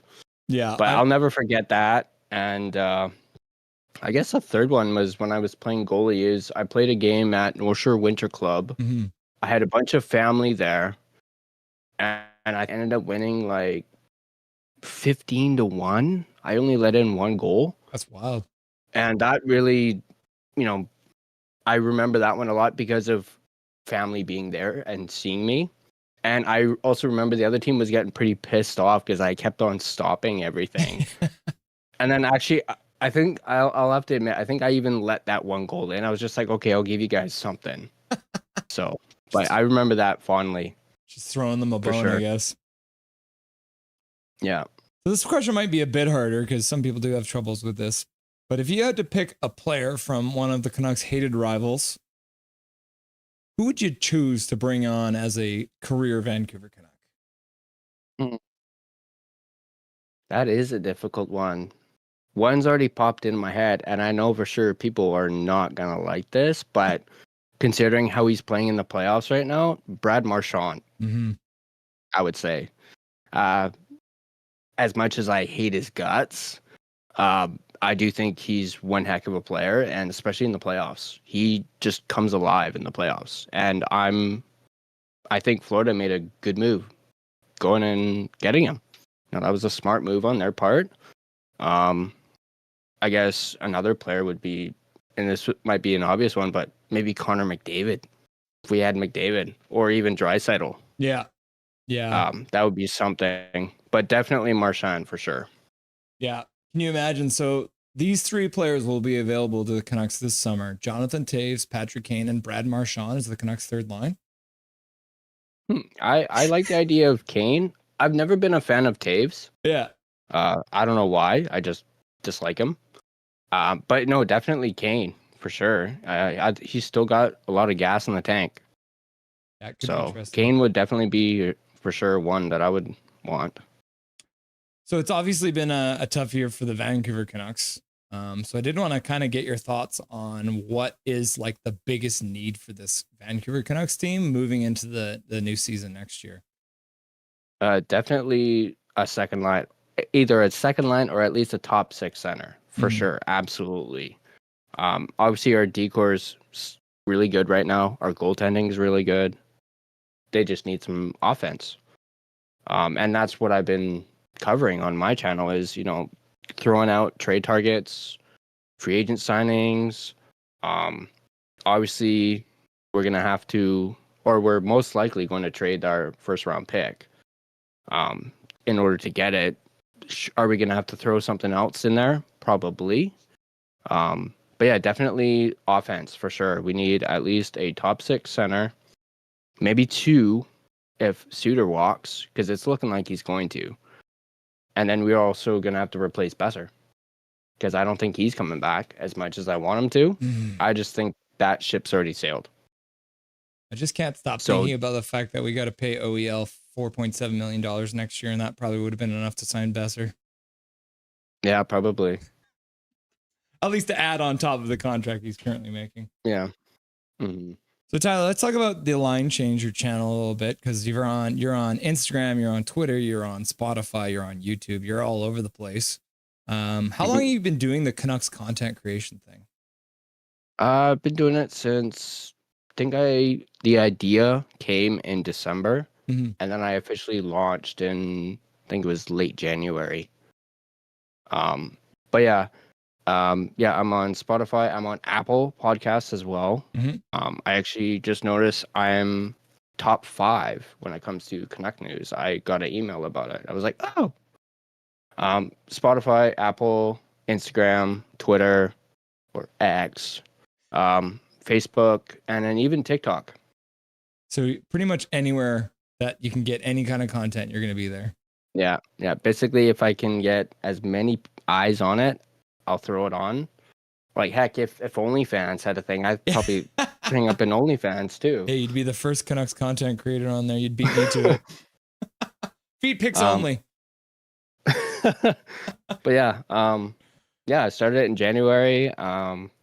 I've always been passionate about the Canucks. Been passionate about the sport of hockey. Having played it back in the day, and being a full-blooded Canadian too. Hockey is, well, for lack of a better term, my life. I can't get enough of it. And another reason I started the channel is my mother is was a big Canucks fan. Past tense there. I don't know if anyone really watches the news, but I was actually on the news yesterday talking about my mother. I won't dive too deep into it. I will say she unfortunately passed away a year ago, and there's been a bunch of stories on it. So I was on the news yesterday, and she's a big reason why I do the channel. It's for her. She would have wanted me to do something I'm passionate about, something that I love, and this was a no-brainer. So I essentially do this for her. That's good. So I'm sorry to hear that, but I'm glad that you're honoring her her memory with something that she would love you, and I'm sure she'd be really proud of you. What have you found to be one of like the hardest things about doing the content creation thing? Definitely maybe views, like, getting a base for sure. I think I've done pretty well up until this point. But obviously getting the views, getting as much content out as I can. Obviously right now it's very lacking. And thankfully for Abbotsford, they're keeping me going because they're giving me good content. And I guess also I'm still adjusting to doing it as well, as I'm kind of learning on the go. Obviously with like getting things, set up, lights, cameras, all that. I'm still figuring all that out. And then I use StreamYard, so I'm still figuring that out as well. So that's been, a process, but I'm getting better at it and learning new things. I've been really big on graphic design for most of my life, actually. I started using Photoshop probably over 10 years ago and could barely even do a stick person with that. And I've grown since then. And that's another reason why I do the channel is I get to showcase my talents with Photoshop. I've now moved to using, what's it called? I use a different thing for my thumbnails now. It's online, really simple. I don't know why I'm having a brain fart with the name of it. But a lot of content creators, I think, use it as well. And it's just so simple, especially for like if you want to like cut something out. Sure, I can do it in Photoshop, but that's going to take like an hour. Right. But at least with this one, it's a click of a button and it's boom, the background's gone. So I use that a lot. And, it's a showcase of, how far I've come when it comes to graphic design. I always get a kick out of doing my thumbnails. And sometimes they take me hours to do, even though they could take me 20 minutes. Right. But that's because I'm a perfectionist and I'm never satisfied. I actually just recently changed up my style for my thumbnails, make them a little bit better. And I used a combination of Photoshop and the other thing. Again, I still can't remember what it's called. Yeah. Actually, I probably got it up here somewhere. The man with 1,000 windows open on his computer. Yeah, Canva. Canva, that's what it's called. Yeah. My wife actually uses that for just like her kind of crafts and stuff like that. So it's been very useful for her. It's very useful. Cool. Awesome. Tyler, I appreciate you coming on the show today. We're just about to get into the second period here. Is there anything you wanted to say to chat before I let you go? What's up, chat? I'll hop on after and I'll see the chat. But what's up, chat? I know there's a few names in there, like Irvin's in there. I know Irvin I'm obviously because of this, I've become really close friends with Clay. And as well as, Campner as well. So that's another thing that I love about this is the community is absolutely amazing. And I'm looking forward to doing more content throughout the summer. And then once the season starts, if I could click a button and we'd be in October already, I would be like hammering on that button right now just to get more stuff. But hey, I think Abby's going to take it. They're going all the way and I'm looking forward to seeing them. Awesome. Cool. Thanks for coming on, brother, and enjoy the rest of the game. And we'll talk again soon. All right. Thanks for having me, man. There he is, Tyler Gibbs from The Line Change. Go check him out. Like I said, you got a link in the description for you. So make sure you go check him out and give him some likes, subscribe to the channel, and show him some love. The Line Change. All right, kids. Looks like we're about to get started again in the hockey game. Yeah, puck is about to be dropped. Oh, just like that. There it is. Play is underway. Big hit by Jujhar Khaira in the corner. Right off the bat. Oh, no. Oh, and Texas got a breakaway. Oh, my goodness. The puck goes all the way down the ice. Whoo! That was right off the bat, guys. So Jujhar Khaira throws a big hit. Puck comes free. And then the Texas Stars end up getting the puck down the ice. Breakaway comes in right on Shilov's all alone, but manages to make a big save there. So Shilov's keeping it a 1-1 game early in this second period.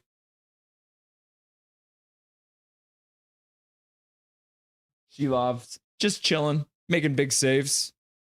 Making big saves. Fuck the Oilers, says Connor. Yeah. Evil 2, says Big Hog. Texas steps ahead for the face-off. Puck to the middle, gets intercepted there. Shot to the front of the net. Another good save by Shilovs coming across with his toe. And then another shot from a sharp angle goes off the side of the net behind. Texas with some juice here to start this second period. Oh, man. Nate Smith, Kudratsev up the center, tipped in. Puck goes high. Jujar Kara. We've still got this line on after the icing call. They haven't been able to get off yet. Now Texas brings it into the zone. Pass to the middle. Another shot and another glove save from Shelovs. Just one of these. Hey, y'all see the landslide in Switzerland or somewhere on that side of the world? Town got wiped out, but no injuries. But an old man is missing. Oh, no. Yeah, what a shot. And then Shelovs with a big old glove save on a pass to the middle. Abbotsford was changing after the icing call. So that's why you can't ice the puck, people. We need to learn the rules. Lavala, do you really just thought Milosh is me? Big Mac, I'm out for the night. I hope everyone has a fantastic evening. See you later, Big Mac. Thanks for being here. Hello, Mr. Lion Change, says Chico. Don't do anything too crazy, Big Mac. Yeah, make good choices. Mancini picks it up behind the Canucks net. Plays it up the boards, but it gets intercepted there. Puck gets chipped down into the corner.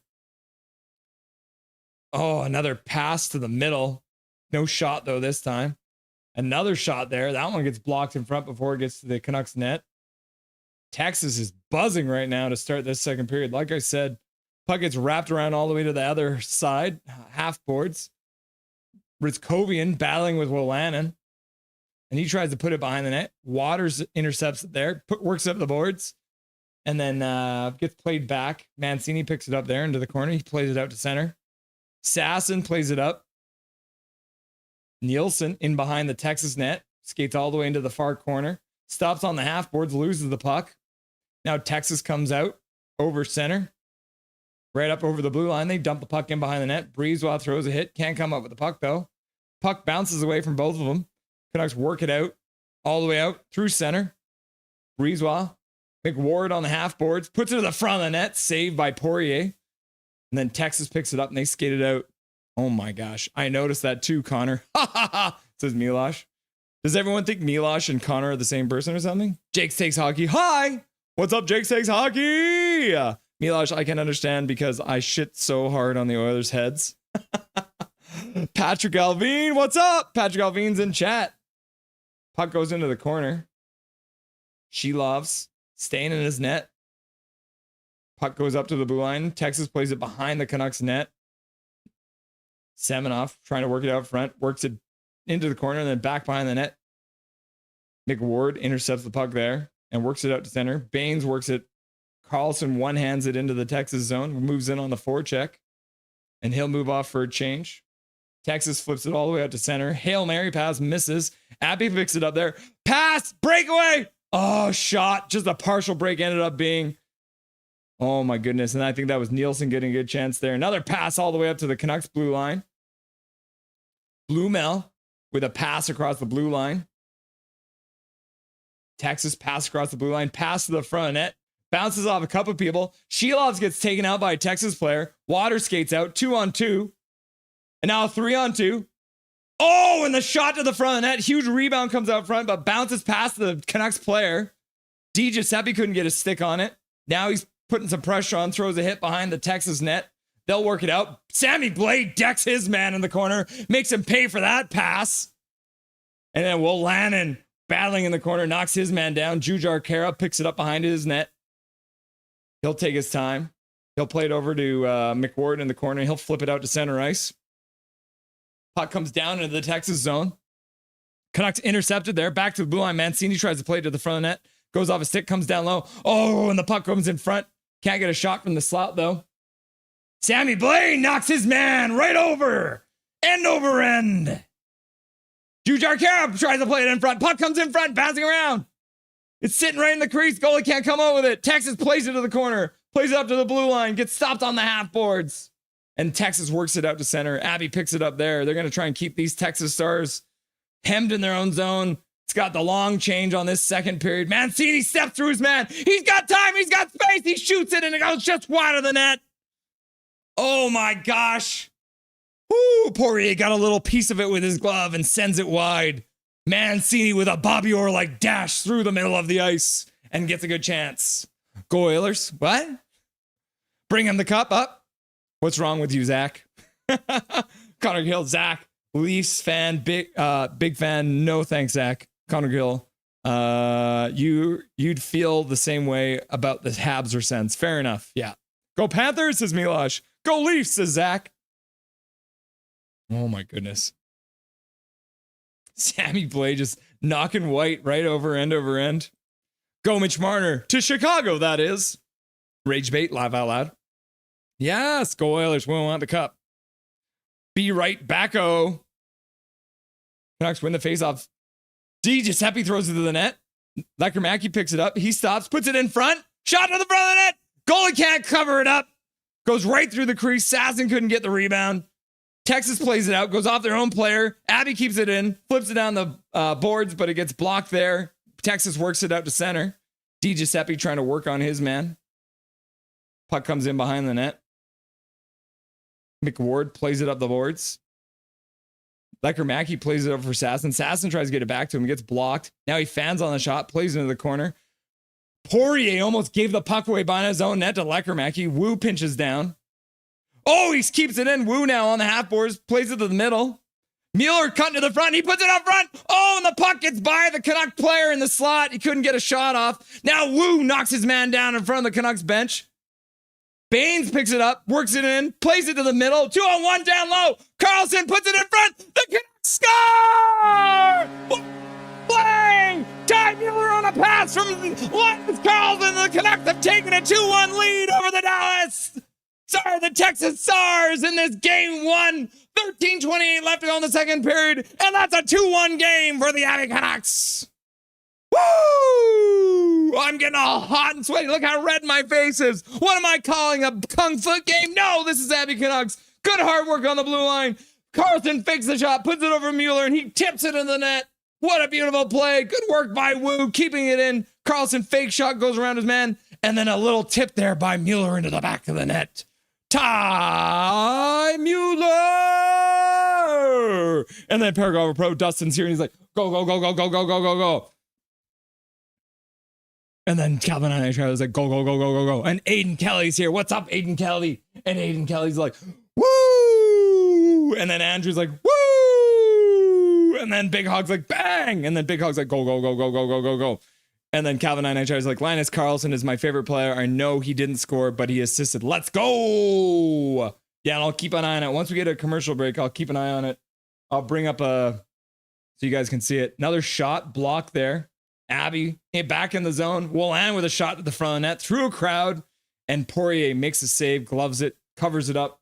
Face-off will be to his left-hand side in the Texas zone. Hoo-wee! Go, go, go, go, go, go, go, go. Florida Panthers fans says, go Florida Panthers and Abbotsford Canucks and Dobby and Russell and Crystal Mueller, assisted by Carlson and Baines. Okay. Let's see. How quick do you think they post those clips to Twitter, eh? All right. Let's see if I can get it. I'm going to try and get these clips for you because I did this last stream and I didn't get in trouble with it. So as soon as they show it off, oh, here, actually, I'll show you this one here. Stop on Taylor. And Okay, hang on. Here we go. I can show you this. This is Shelov's glove save. So have a look at this one here, kids. I know they love him here in Abbotsford especially, but I don't think I've ever heard of Artie Chan. Now he's got to make a save, and he makes a just such stop a on Taylor. pass And to the you'll middle, probably hear the full fans on slap chant shot his on the name one timer, again and as he Shelov is does like, the no! splits and flashes the leather to keep No! it 1-1. That was an old school full extension glove Oh save. my gosh. There Yeah, it look at is. this pass The fans across doing the it again. zone, back to the middle, and a Unbelievable. slap Right on shot, and cue. Shelov's Shelov's just with a great wow. stop. And he's already Hashtag faced you love to 15 see it. shots. Back to the bar. Yeah, so I think I can show you guys these clips without getting in trouble. So at least we'll be able to show you clips as we go. Because I know most of you guys aren't able to see this, unfortunately. Oh, here it is. Yeah. Okay. 1-1. Carlson with Mueller. Carlson. Yeah, watch this, guys. This is so beauty. All right, here we go. The Here's puck the is in last front of goal. their bench, and now there's a 2-on-1. Carlson Fake with shot. Mueller. Carlson Across to the Mueller, and Mueller just tips it in. There it is. And it's time. All about Ty Mueller. Yeah, look at this. Look at this. Jet Wu starts the holding off, working his man over. Bane comes up with it, works it into the blue line, flips it across for Carlson. Carlson with a fake shot, goes around the man, and Ty Mueller all alone in front just tips it past Poirier. Poirier had no chance. No chance. Makes a beautiful fake slap shot, steps around the defender, feeds it back in front to Mueller, who gets... Hashtag, you love to see it. All right, 13:06 left to go in the second period. Face-off in the Texas zone. Texas wins the face-off. Where's Dobby and Crystal at? Crystal is in the bedroom doing some art, and Dobby's having a nap. Oh no, Dobby's looking at me. He's a weirdo. Mancini, another through the zone, goes right to the front of the net. Oh, and the Abbey Canuck player. Who is that? Ty Mueller getting hooked on the half boards. And now they're just letting the Texas Rangers come in and high stick and cross check and all that crap. They're trying to draw another penalty. Mueller's like, bro, no, I ain't doing crap. We're going to the power play. Biatch. Nux edits. Bring your dog on stream. Sure.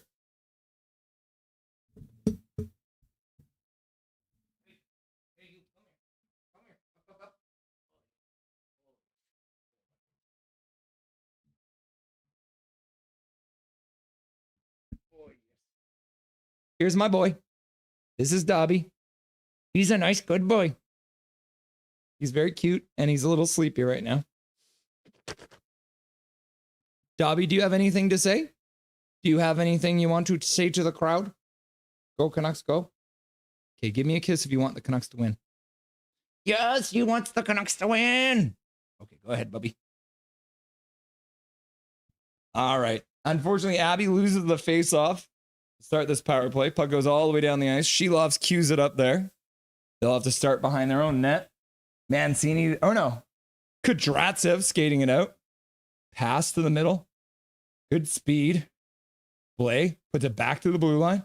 Kudratsev, pass down low into the faceoff dot. Shot, blocker saved by Poirier. Texas puts it up the board. Stop the blue line by Kudratsev. Pass across the blue line to Waters. Down low. Lekermacki back to the blue line. Kudratsev back for Lekermacki. Lekermacki pass to the front. Oh, and the pass comes right up front and almost gets there, but it looks like Poirier, the goaltender, might have gotten his stick on that one and prevented that pass from coming across. That would have been a really good chance. That would have been a really good chance. Aiden Kelly, that had to be coming with that much pressure. Yes, Aiden Kelly, you're right. Kudratsev plays the puck up the boards, and then Texas unfortunately intercepts it there. Into the middle. The Canucks work it in 2-on-2. Carlson stops up on the half board, spins, tries to work it down low, can't get it to go though. Texas works it up, but who is that? Is that Nielsen? Oh, puck comes right to the middle. Sammy Blay skating into the middle of the slot. 41 seconds left to go in the power play. 11:20 left to go in the period. Blay cuts to the middle. Shot, backhand goes high and wide. Canucks work it back to the blue line. Well, Lannon's there. Walks the line. Passes down to the half boards. Back to him on the blue line. Over for Nielsen. Nielsen puts it back to the blue line for Lannon. Lannon plays across the blue line for Baines. Down low for Carlson. Carlson with a shot to the front of the net. Stars get the rebound and clear down the ice. Shelovs is there, and he'll just wait a minute. Playing it over for Lannon. I've been on the Seelovs party since last year's playoffs. Baines trying to play it to the middle, goes off a skate, shot to the front of the net, gets blocked by a Texas player, and they play it all the way down the ice, and they're going to beat out the icing call. And then Texas working to the front, into the slot. Mancini knocks his man off the puck, jars it free for Carlson. Carlson works it out, and then the puck comes in offside, so Texas will have to face off just outside the Canucks zone. Whoo! Whoo! I put my hair behind my ears like that. Whoo! Getting all sweaty. I missed the goal, but woo! Milosh, did you see the replay? Sexy save. Don't go chasing waterfalls, guys, because I don't want no scrubs. Don't go chasing waterfalls. You know what? I like the Weird Al version better. Don't go making phony calls. Please stick to the 7-digit numbers you're used to. Ooh, you know, it's sweaty in here when my forehead gets very shiny. Classic Lou there. Yeah, it did look like Lou, didn't it? Ooh. That fake shot by Carlson. Oof. Nice, says Milosh. I'm glad you saw that. DiGiuseppe in, stops on the half boards, works down, comes back up, now goes back down the other way. He's just skating up and down the boards, goes into the corner, plays it into the corner. Jujar Kara picks it up there. He skates up the boards, and then he loses it, gets double teamed, and then falls down. And now Texas is coming in 4-on-2, and a shot and just a glove save from Shilovs. He didn't even stress out. I was stressed. It was a 4-on-2, and Shilovs is just like, right? Like, this is Shilovs. Milosh, Dobby. And then Big Hog's like, Dobby. And then Calvin's like, Dobby. Russ, tell Dobby I love him. Hey, Dobby, Emmanuel loves you. He smiled, Emmanuel. He got a little puppy smile when I told him that you loved him. Carlson, Shilovs, let's go. Tell him I want to give him a big fat kiss. I don't care if it's gay. I love Dobberton. Hey, there's nothing wrong with that, man. There's nothing wrong with that. Mueller and Kudratsev. Oh, Kudratsev all tied up going to the net. Couldn't get a shot on net. Now Jet Wu's going to have to back check. The Stars coming in the middle. Pass across the slot. Too far away for the Texas player. He works it off the back of the net. McKenzie's there, but Carlson comes up with it and flips it just outside of the zone over the blue line. New sub. Thank you, Nux Edits. Carlson Glover. Oh, he couldn't catch up to the puck, though. Carlson working in the corner. He gives it over for Willanen. Shot to the front of the net. Looks like it went off a shin pad and Y. Waters was there. Canucks work it down low. Texas works it back outside the blue line. Abby's changing at the net. Or the bench there. Breezewell plays it behind the net. McWard coming out. Passes out to center. That gets intercepted. Now Texas coming in 3-on. Oh, and a good play by McWard. McWard gave the puck away and made a good effort to block that pass. So he nullifies the bad chance that he gave up. Oh, and Abby trying to work it out. They almost got a breakaway. And then Texas had to backtrack and get the puck. Now they flip it off the glass out to center. McWard kicks it up, but couldn't get control of it. Semenoff rips it into the Abbey zone. In behind the net, McWard works it over for his man. Now Ty Glover works it back down, but actually gives it away. And then he gets the puck right back. So Glover just had the puck on what is that? What is the thing with the ball on the ball on a paddle? She loves me. She loves me not. Oh, no.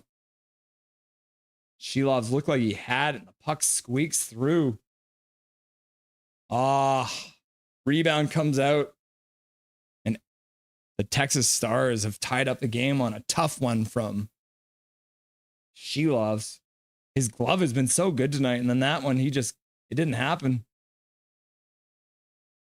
Oh, and the puck was going high and he gloved it up here. And it came in his glove and out of the glove and dropped right in front of him. And Stranges just comes in and jams it right through Shilov's 5-hole. It's a 2-2 game now.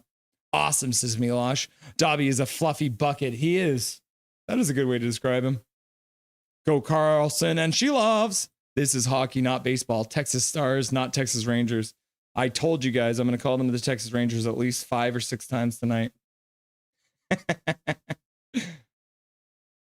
I'm going to call them the Dallas Stars and the Texas Rangers. So a fluffy fluff bucket. Yeah. Oh, wrist shot to the front of the net. Hit a skate and goes wide. Nate Smith working in. Blake throws another hit. Can't come up with the puck though. Shot to the front of the net. Shilov gloves that one. Hangs onto it this time. The Abbey Canucks clear the front of the net. Cameron Hughes and the boys having a chat behind the net. Cameron Hughes doesn't want any of that, and he gets out of there. Go Canucks and Shilovs and Carlson. F off, Texas. Yep. Let's go, Abby, says the line change. There he is. Tyler Gibbs in the chat. The line change. Yes, Calvin, love me a good old Coca-Cola. Tie game, unfortunately. Boo, tie game. Lloyd, get Russell a cocktail, would you? Hey, Lloyd, I'm really, really warm right now. Do you think you could get me something to cool down, brother? Do you think? Hey, Lloyd? Lloyd, seriously, you're always just creep. Why are you looking at me like that, Lloyd? Get out. You're not going to make one for me? Then get out of here. Come on. All right, face off in the Canucks zone after a Shilov save. 7:15 left to go. Abby wins it. Wu plays it back, but ends up giving it away to a Texas player. Texas skates it up the half boards, plays it into the corner.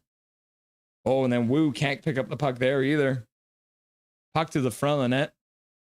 Just missed. Taylor putting it in front again. Puck goes off of his skate and out of play. Faceoff's going to be in the Canucks zone again. 6:53 left to go in the second period here. Dang, says Aiden Kelly. Oh, it comes out. Haha, boo, boo. Yeah, W, awesome. Go, Canucks, go. Go, Canucks, go. I love Sprite lemonade. I've never had Sprite lemonade. Is that just a mix of Sprite and lemonade? Oh, the puck went into the crowd. Child getting his souvenir. Oh my gosh. Face off. Waters taking it. Waters getting a warning. Oh, so Taylor did get an assist on that one. Taylor getting an assist. The kid from Richmond getting an assist on both goals so far. RC Baines. Baines with a shot. Poirier with a save. Taylor getting into Baines' face.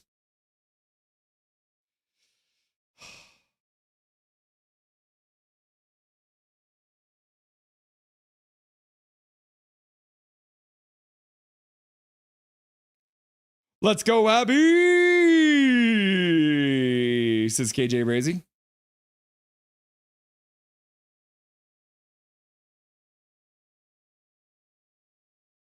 So Abbotsford had one more goal than Texas in the regular season, but Texas is definitely a more top-heavy team. So we'll see what wins out, depth or high-end talent. Want a Sprite Cranberry? Sprite Cranberry sounds good too. Morgan Riley is from North Vancouver. I think so. I believe that's right. Carlson throws a hit. Can't come up with the puck though. Got to wait for Carlson to get onside. So Willanen just tips it down into the... Oh, the wave is happening in the stadium, everyone. Get your wave emotes out. It's happening. Wave in the chat. Woo! Waters overskates it. A good defensive play, and then Jet Wu with a no-look backhand pass. Luckily, there was an Abby Canuck there. Glover with a shot. That goes off of a stick and wide. He comes up with it behind the net. He stops. Looks like he's working it up front to the front of the net. Poirier makes a save. Can't come up with the rebound.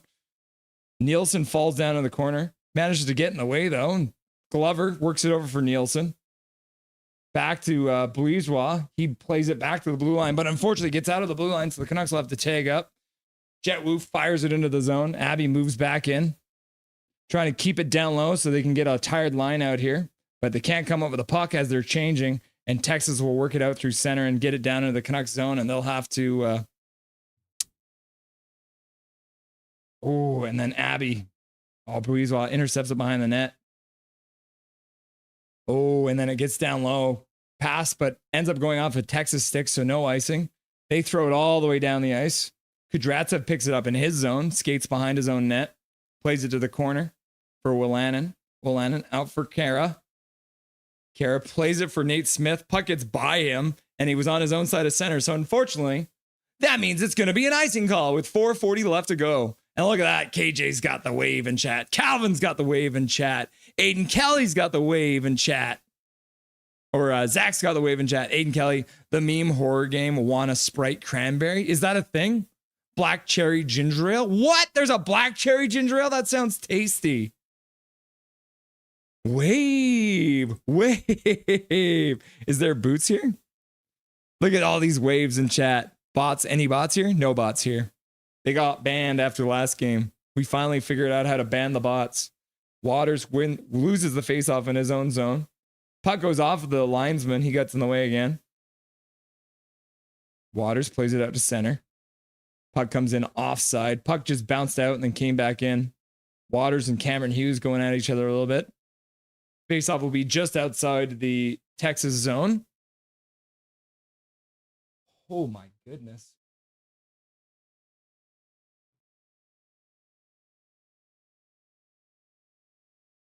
Yeah, shots are 24-23 now for Abby. So tight game. Chances on both ends. Both goalies are playing well. Oh, yeah. This has been a good game so far. 2-2. 4:30 left to go in the second period.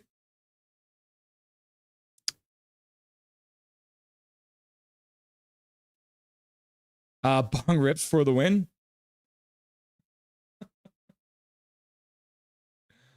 Oh, thank you very much, line change. That's awesome. The line change. Tyler Gibbs coming in and subbing to or getting a membership in the channel. I appreciate that, my dude. That's awesome. Going right towards Dobby's college education fund there. Thank you very much, Tyler, for the dono. And Andrew's like, bong rips. Yep. Jay agrees. Bong rips for the win. Who got banned, Russell? There was a bot. You guys remember there was a bot showing up? It was like NHLHD.com or whatever it was.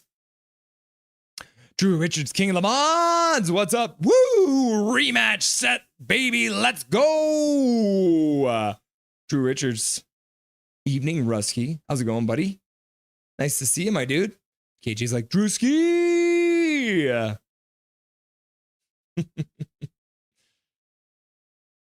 Yeah, Drewski. Happy to see the Oilers making it to the Stanley Cup Finals for another year in a row, playing against those filthy Florida Panthers. Face off just outside the Texas zone. Max Sasson, Lecker Mackey out there. There's Finn. Finn's just hanging out.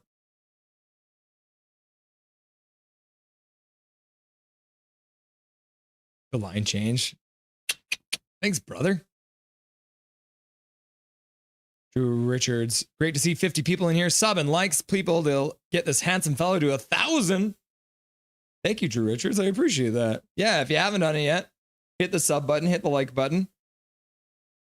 Texas brings it out front, but good defensive play by Abby to keep that from getting all the way out front. Shelovs just get tripped.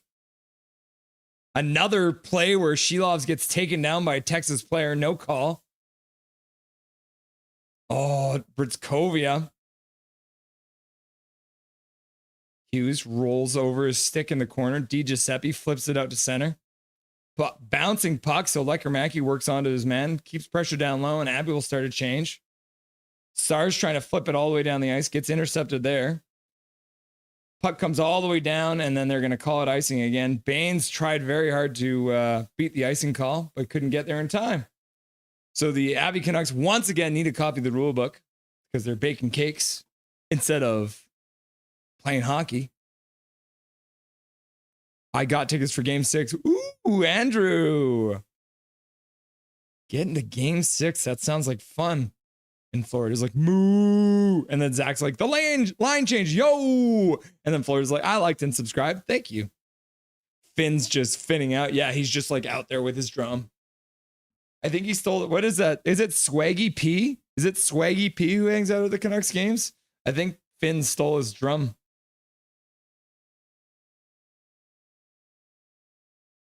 Abby working it in behind the net. Baines picks it up, works it back to the blue line. Woo walks the blue line, shot to the front of the net. Poirier finds it through a crowd and covers it up. Zach's getting the rule book out there for the Canucks. You love to see it. Jay, I said yep to you asking about the black cherry ginger ale, not something someone else said. Yeah, I want to get my hands on some of that black cherry ginger ale now. Drew Richards, okay, Nucks, let's beat Texas twice tonight. Coconuts, whoa! And then the line change says, yo, Zachary. Oh, yeah. Shot to the front of the net. Poirier manages to get a glove on it eventually. The line change, Finn just finning away. What's icing? If you dump the puck in from your own side of center. Major Dow showing up and gifting a membership. Bobby Ray, watching from the shadows. People's First Yukon, not chatting tonight, but People's First Yukon getting a free gifted membership from Major Dow. Thank you very much, Major Dow. We appreciate it. Going straight to Dobby's college education fund. Puck came in on Shilovs, had to make a weird save with a diving, dipping puck. Puck up the boards for Carlson, plays up to the blue line. Nice pass. Baines gets checked there. As after he overskated the puck, gets the puck taken away from him. Carlson putting the pressure up the ice. He'll go off for a change. Texas skates through center. They'll rip the puck in, rings it all the way around the boards. Jujar Kara stops it there in the corner. Works it up to the middle. Wu comes up with it. Kudratsev all the way up to the other blue line. Sammy Blais loses the puck at the last second. Texas comes in. Oh, he had a shot. It probably hit Shilovs up high, but he manages to fight it off and make the save. Major Dow showing up with another $5 dono. So close to 1,000 sub, guys. Can you help us hit it tonight? Can you imagine? Can you imagine if we hit 1,000 subs tonight? Thank you very much, Major. I appreciate the dono. You're a god. Dobby appreciates it too. Dono hype. Let's go tonight. All right, face off in the Abbey zone. 2:17 left to go. Another fast moving period. This is crazy. It's only 8:41 and we're almost through the second period. Stars trying to come up with it, but Breezewa does well to work it up the boards and out. All the way down the ice, goes off a Texas stick, and they'll collect it in their own zone. Texas tips it into the Abbey zone, goes in behind the net. Breezewa's there. He tries to get to it, can't get it, but Texas actually works it up to the Abbey half boards where Nielsen comes up with it. Breezewa, and then back to Smith. Drops it. Puck gets tipped towards the front of the net. Abbey can't come out with it. Jujar Kara takes his man. Sammy Blais walks out in front. He fans on a shot. Puck comes back to the blue line. Can't keep it in, unfortunately. Just gets out. And then Sammy Blais throws a late hit. Jujar Kara having a chat. Oh, Sammy Blais hitting everything that moves right now. That's crazy. I'm a pseudo demigod hybrid mortal, just like all of us. Fair enough. Oh, 1:31 left to go in the second period of play. 2-2. Shots are 25-24 in favor of Abbotsford. Coming up in the next intermission, we will be having Dustin Boydell stopping by for the Rusty and Dusty Sideshow. So make sure you stay tuned for that. Face off just outside the zone. Sasson gets waved out. Waters comes in. He wins it. And he works it all the way back into his own zone. Mancini picks it up there. Takes a minute. Passes across for Kudratsev. Hard pass up for Sasson. Does well to take it. Works to the front net. Back in front. Waters with a good chance. Poirier can't cover it up. And then Giuseppe flips it just wide of the net. Puck gets played out. That should have been a high stick. No call. Texas comes back out. Works Covey and works it to the middle. Shot to the front of the net. Shilovs makes a save. 1:01 left to go in the second period. Artie party. Sasson with some speed puts it back to Waters. Waters with a shot, but he hits the Texas goalie right in front. And then Giuseppe with one shot, and then his second shot goes just wide of the post. Good chances there. My goodness. Oh my goodness. Dobby, there's a cat in chat. Oh my gosh. Dobby does not chase cats.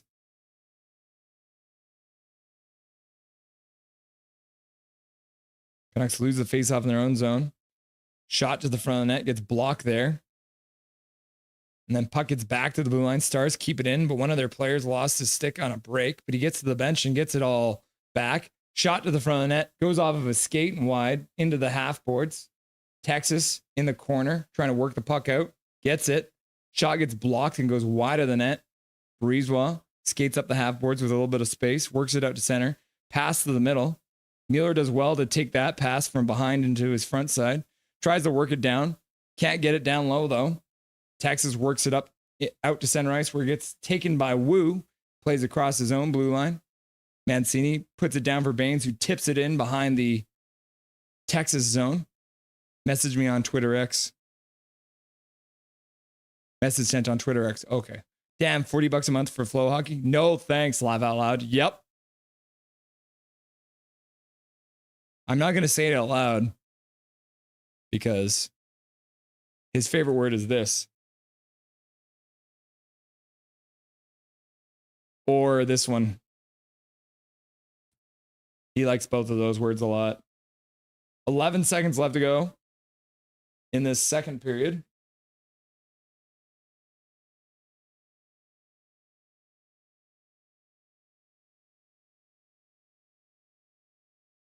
Canucks can't win the faceoff in the Texas zone.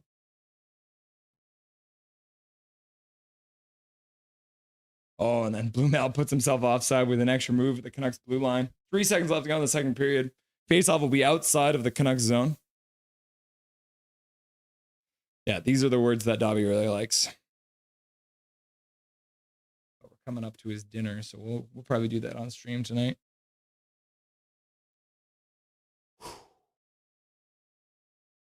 Yeah, Texas coming back in the second half. Canucks win the faceoff, playing it back in their own zone, and that's it. That's the end of the period. The boys gather for a chat at center. Everyone's grabbing a partner to just have a convo with. Pretty funny. All right, let's get Dustin on the line here.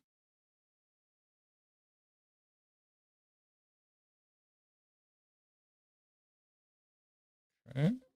It's all fixed up here. All right.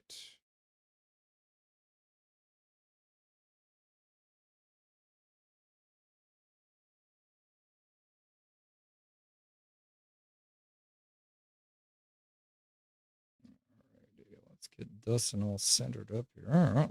Oh, beautifully centered. Yeah, microphone would help. All right, guys, the moment you've all been waiting for. The favorite host of Nothing is Perfect, Dustin Boydell. Co-host. Hey, this is a team effort here. Fair enough. How are you? Good. How are you, brother?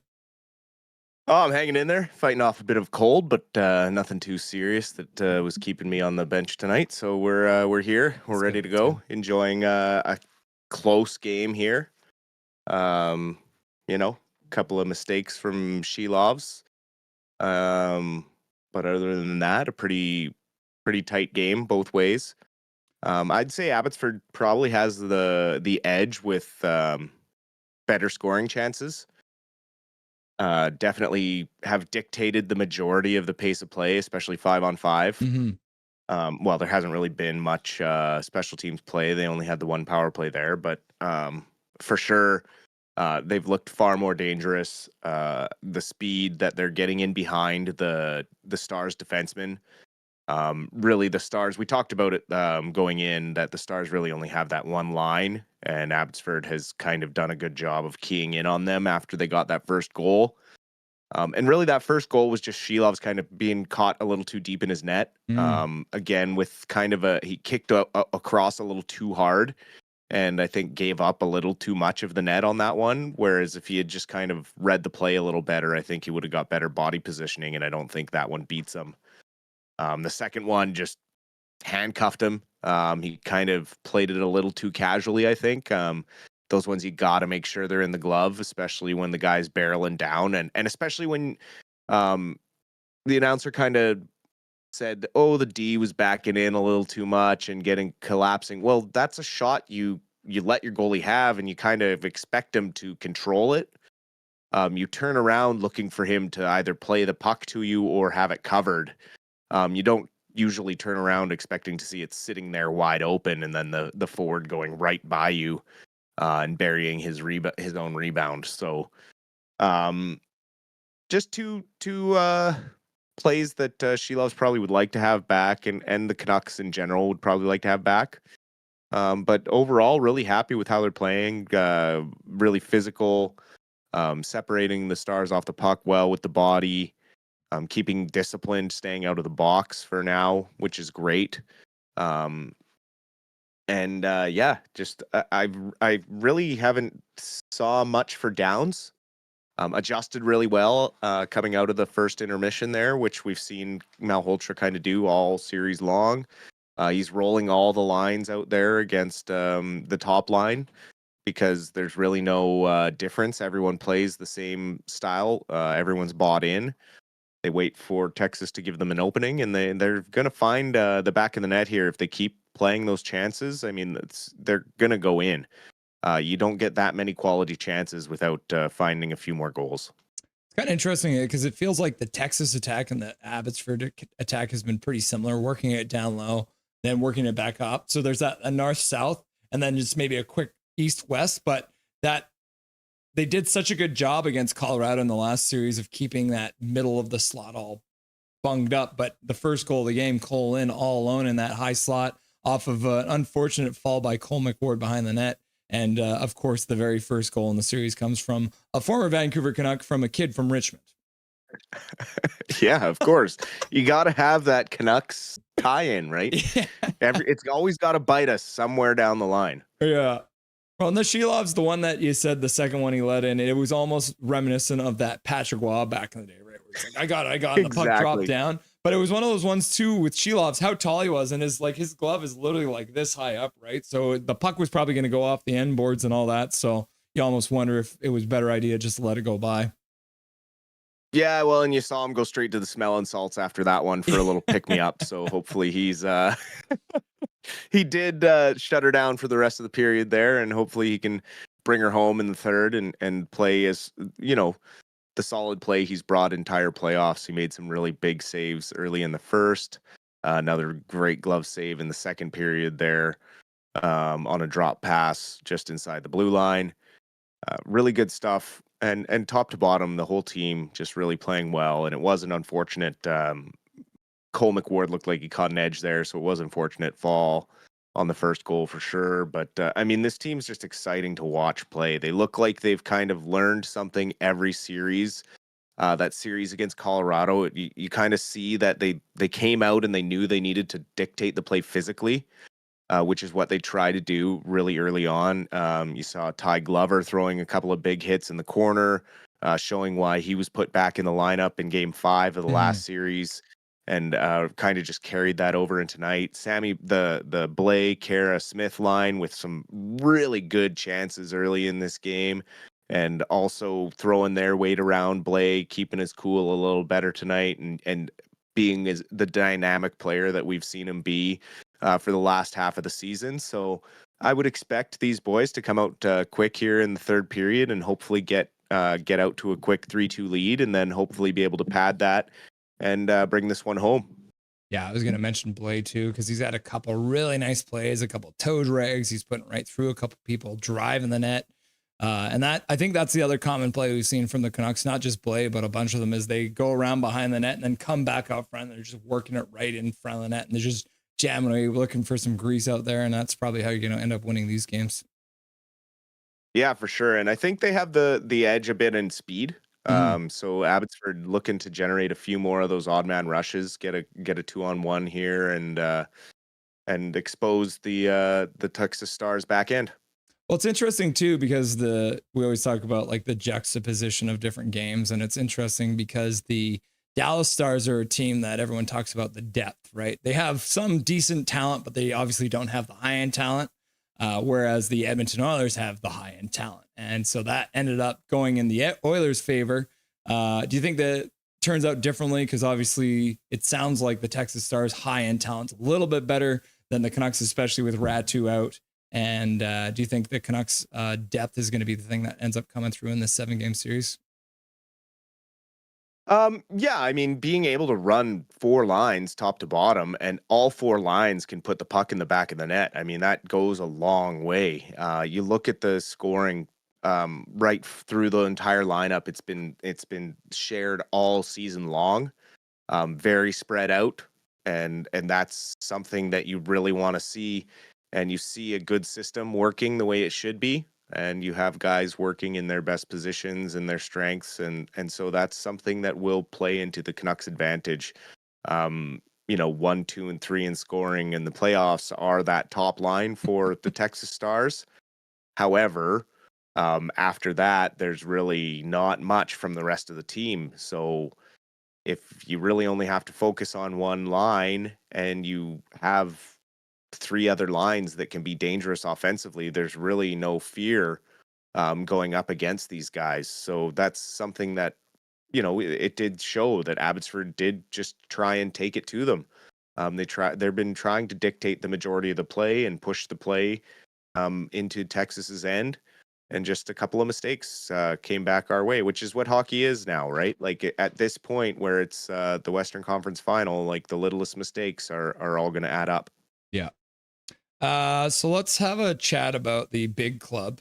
Because the one thing that I saw today came out in the province newspaper. It was a discussion on the analytics department, describing the 4 analytic departments for the 4 teams that remained until obviously 2 teams blew their wads and got knocked out. But obviously this is just all about stats and stuff like that.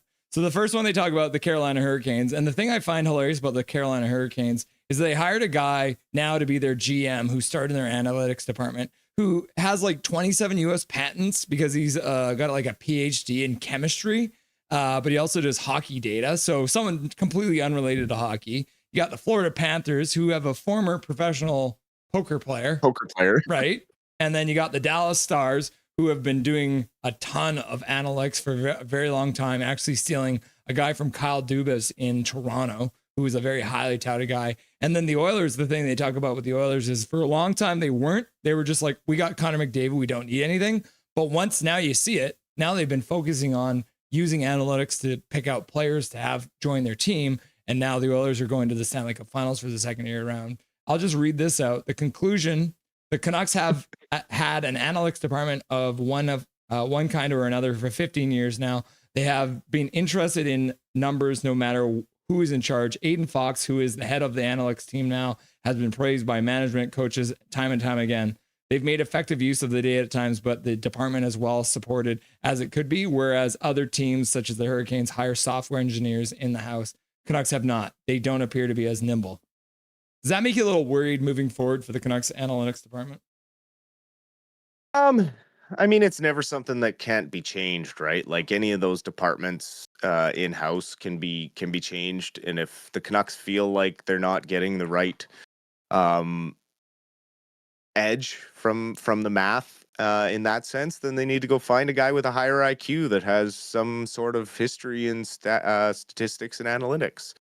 I mean, clearly it's just a math thing. Mm-hmm. And you can really only control about 25% of the game, as the article kind of stated. 75% of hockey is luck, but you do your absolute best to control those what ifs.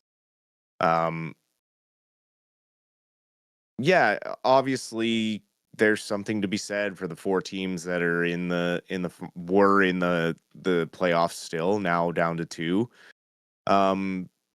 Do the Canucks need to look deeper into that? Maybe.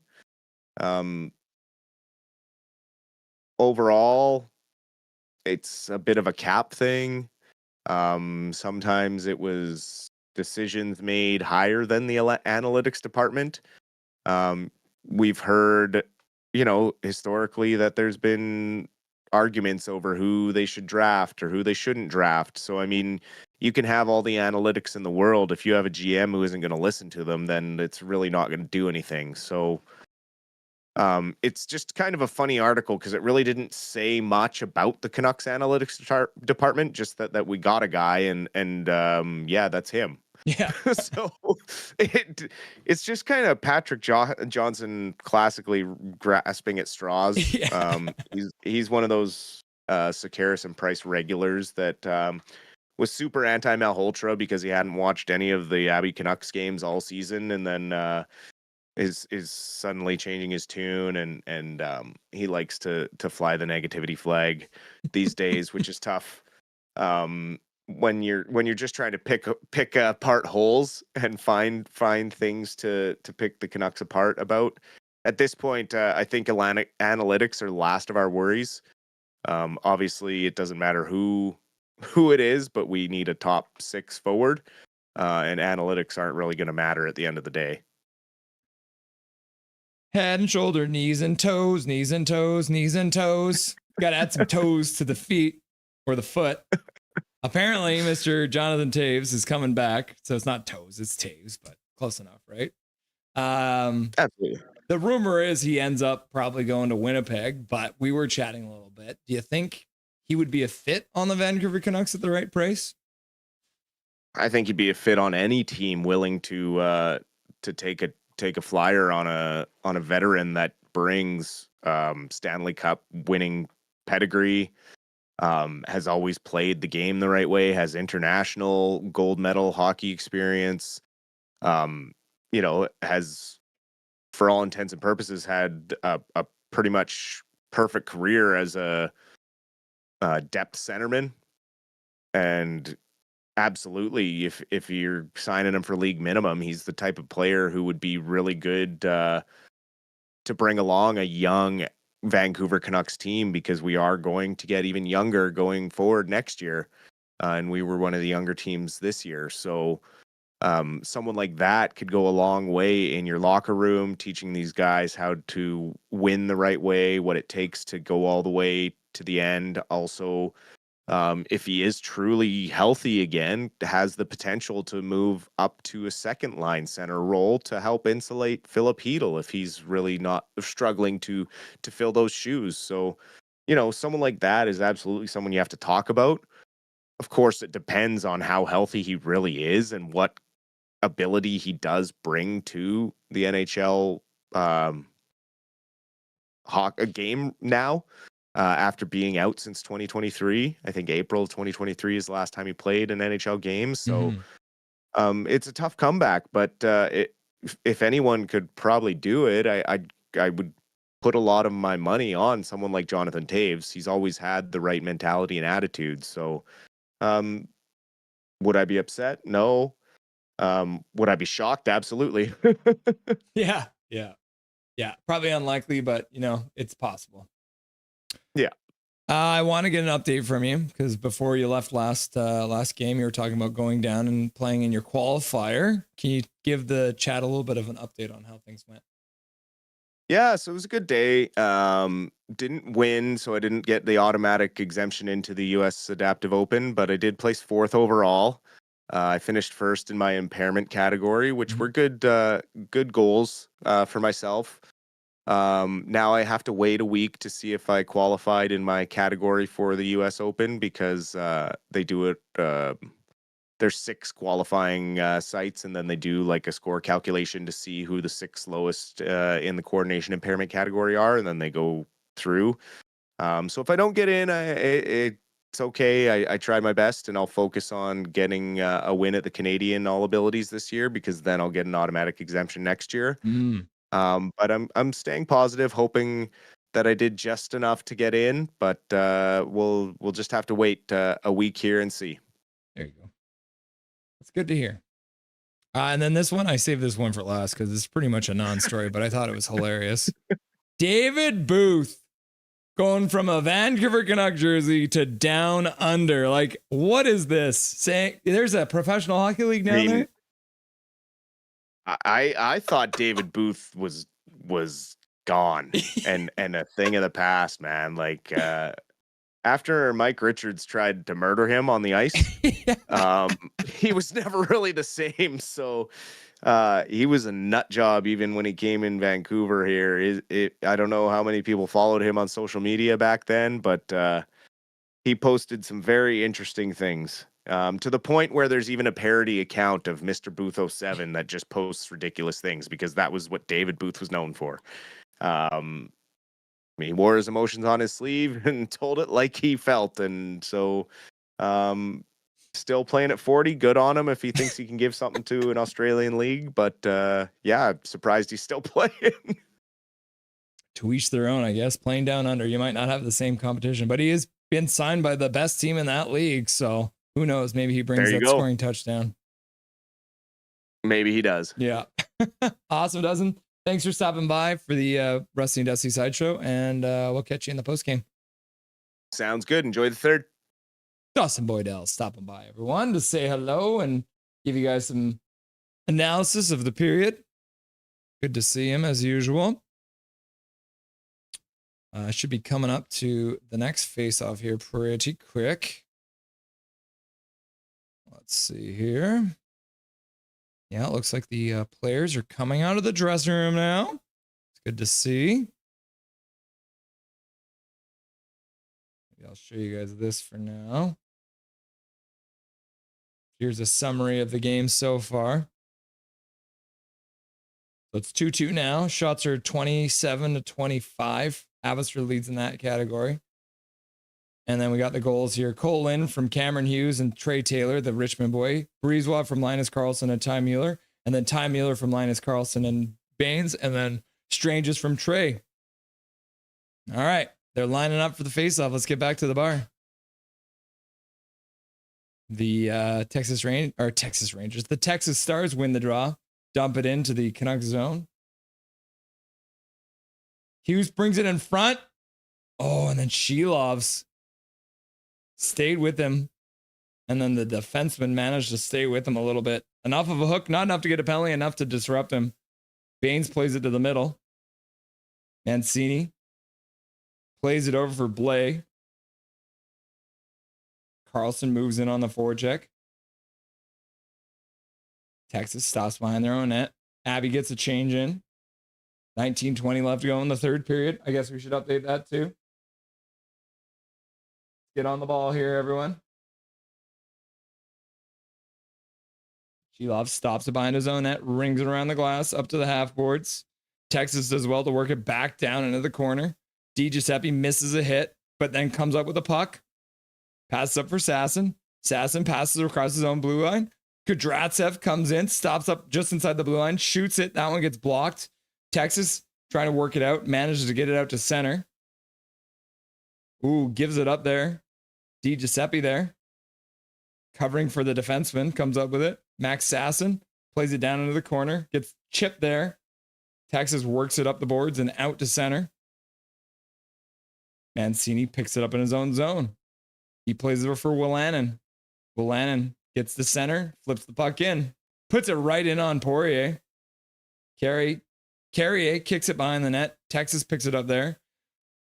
Smith steals it right in the slot and gets a shot, and Poirier is there to make the save. Sammy Blais crashed in the net. Ends up on it like a monkey bar. Whoo-wee. Craziness. Dobby Doo, where are you? Oh yeah, it is Dobby dinner time, isn't it? Okay. 18-14 left to go in the third period. I'm going to get Dobby's dinner for him.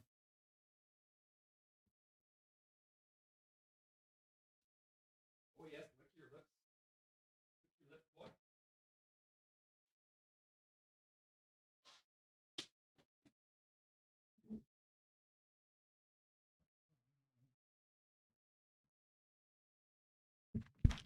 All right, face off in the Texas zone. Up. There you go.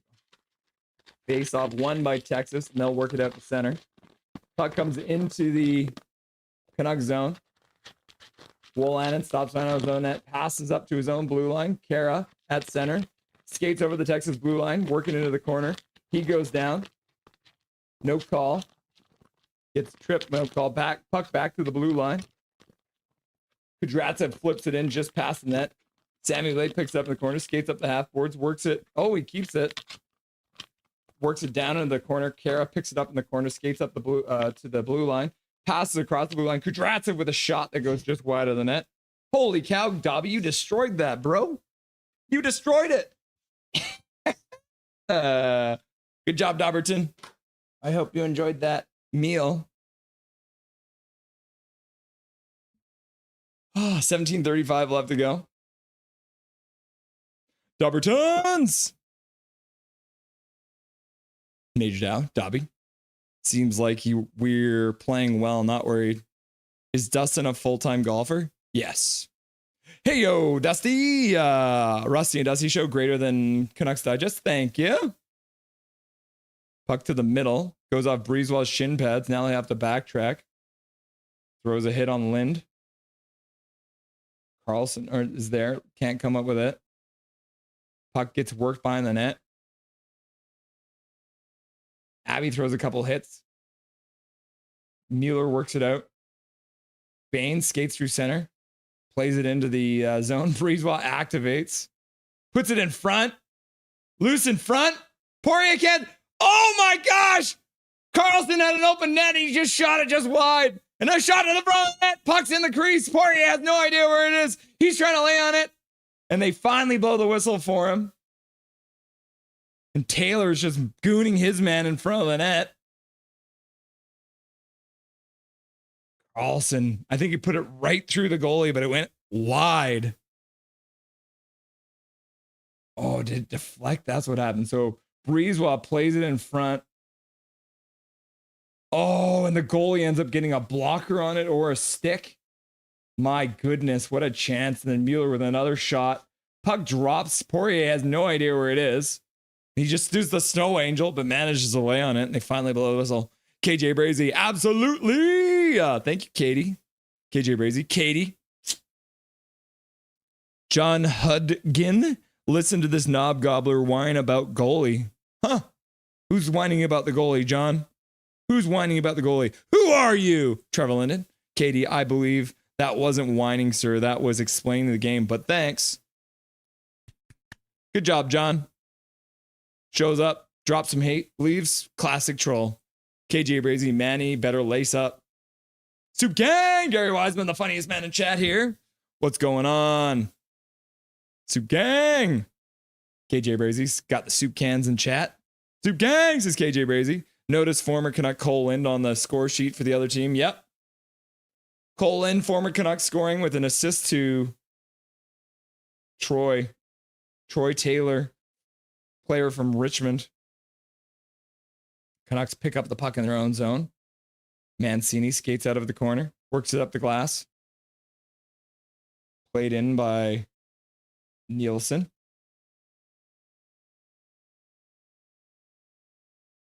Di Giuseppe getting elevated to Lecker-Mackey's line. Texas works it over the Canucks blue line. Puck to the middle, blocked there by Mancini. Puck behind the net. Now that pass in front too, another one. Luckily, the Texas player didn't get that pass, but my goodness, it was almost the same play as the Cole Lind play. Nielsen can't come with it. Texas does well to keep it in. Shot right through the crease. Puck comes back to the blue line. Texas plays it into behind the net. Gotta watch that play. It's the same one. Waters, Mancini, and behind the net. Mancini knocks his man over. Stars, fourth line out, doing good work. Shot to the front. Actually goes off his own player. Kudratsev skates it out over center. And he'll shoot the puck in. Poirier tries to stop behind his net. Can't come up with it. Sasson works to the middle. Oh, and Di Giuseppe with a beautiful shot. Poirier with a blocker after a good pass from Sasson from the corner. Di Giuseppe with a good shot. But my goodness, does Poirier come up with a blocker save there? Mitch Marner, any thoughts? His first name and last name start with the same letter. That is true. There are my thoughts. And KJ's laughing and crying. Toes is on the fourth. Toes on the fourth line could be good. Taves on the first line would be cool. Yeah, we'll see. David Booth was Kessler Light. Yeah. The Silver Fox. Yeah. KJ Brazy squared. Blumel and Shelov's with a beautiful poke check on Blumel. Now Abby carries it out over the blue line. Jet Wu activating. Shot wide, goes off the end boards all the way down. Breezewell picks it up there. Breezewell turns back behind his own net, plays into the corner for Sasson. Sasson gets hit, leaves it for Wu, works it behind the net. Abbotsford gets the puck in front of their own net after it gets played there and skates out to center. Di Giuseppe flips it into the Texas zone. Lecker-Mackey can't get that bouncing puck. Texas works it into the corner on the near side. Well, Lannon activates. And then Texas works it out. Peterson. I guess it's not Pedersen. This guy's name is pronounced Emilio Peterson, not Peterson. Who will win? Narayan Singh, Naru. What's up, Naru? Who will win? Abby's going to win. Karen to the front. Blay going to the net. Puck back in front. Oh, and another chance blocked. Wolanin works it down low. Puck gets by Jujar Kara. Intercepted there by Smith. Back over Wolanin. Wolanin shot to the front of the net. That gets blocked as well. Puck comes out to center. Wolanin trying to come out with it there. Puck gets poked off his stick into his own corner. He's getting double teamed behind the net. Smith can't come up with it. Now there's 2 Texas Stars in there. Worked up the half boards. But Kara works it. Gets it to the middle. Sammy Blay can't settle it down. Puck comes in. Texas with a chance. Rolling puck. And they can't get a good shot off. And Shilovs makes the save. Sammy Blay hitting his man a little bit. 13:43 left to go in this third period. Whoo! Guys, what's up, Naru? Abbotsford, Texas. I've returned. Go, go. Abbotsford Canucks. If we do the Care Bear stare. Yes! Mitch to Edmonton for Bouchard. How many goals? Naru, there's going to be 2 more goals in this game. Dobbertons! Aiden Kelly, snack. Yeah, he's getting a snack. Yeah, man. Wreck Bunny fan. Dobby. Indians to love AHL. That's good to hear. Nice to see you, Naru. Have you been here before, Naru? Or is this your first time? Go, go, go, go, go, go, go, go, go, go, go, go, goal. Come on, Carlson. Mitch Marner, your thoughts, Russ? He's going to sign with Utah. Who will win? Abbotsford. Hey, no one replying me back. Oh, we're here now. We're here, Naru. Oh, you're in Texas, eh? 1:35 a.m. last night. I'm so tired, so I'm going to go soon. Oh, it's nice for you to stop by, though, brother. Trey, Terry, not Troy. Ah, close. Close, but no cigar, AJ. I'm glad you're here. You can keep me on the straight and narrow. Trey, Terry. Just score so I can go to bed, Canucks. No, man. Yeah, Naru's like, nah. Hey, everyone. What's up, Rome? How's it going, Rome? Nice to see you, buddy. Oh, so, Naru, are you from India? Have you been here before, Naru? I feel like I recognize your name. Troy Stetcher, Trey Terry, Richmondites, not very creative with naming their kids, eh? Yeah. Russ Mitch Marner, bus driver. Hey, who won the Oilers Stars game? The Oilers won. Wow, that Canucks fan is going crazy. Look at that energy. Canucks win the face-off in their own zone. Baines makes a move. Coming in, 2-on-1, down low. Waits, shoots.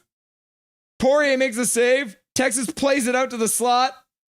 Good forecheck there. Texas works it out. Now they're coming out 4-on-2 the other way. Pass across. Good block there by Mueller. Now Baines in his own zone in the corner. Plays it out for Wu. Wu plays it to the half boards. Breezewalk can't get it. Mueller gets it out. Mueller now brings it into the Texas zone. Chips into the corner. Skates in to try and get it. He gets taken down. Texas comes back out. Another 4-on-2 coming out. Oh my goodness. Texas with all the 4-on-2s. Shoots. Hits the posts. Texas comes in. Beats Shilovs, but he couldn't beat the iron. Mancini plays it. Can't get it down low, though. Gets blocked there. Puck into Kudratsev behind his own net. He plays it up the boards. Nielsen chips it off the boards and out to center. 12:30 left to go. 12:39 left to go in the third period here. Shot blocked. Waters comes out with it. Oh, Glover tries to ring it around the boards, but that one gets blocked. Texas skates it out. That's 2 4-on-2s in like 2 seconds. Kudratsev picks it up in his own zone. He'll take a minute. Stops. Pass. Waters up to center. Nielsen dumps it in. Leckermacki moves in on the forecheck, throws a hit. Can't come up with a puck, though. Texas works it out center, works it to the middle. Good work by Wu to be aware of the man skating in on him. Nielsen skates it up. Jet Wu follows up with the puck. Lekermacki over for Wolanin. Wolanin tries to play it across for Lekermacki. 2 Texas stars ended up blocking that. Dang, Oilers-Panthers rematch. Yup. Oh, yeah, you're in Texas. I knew it. Naru in Texas.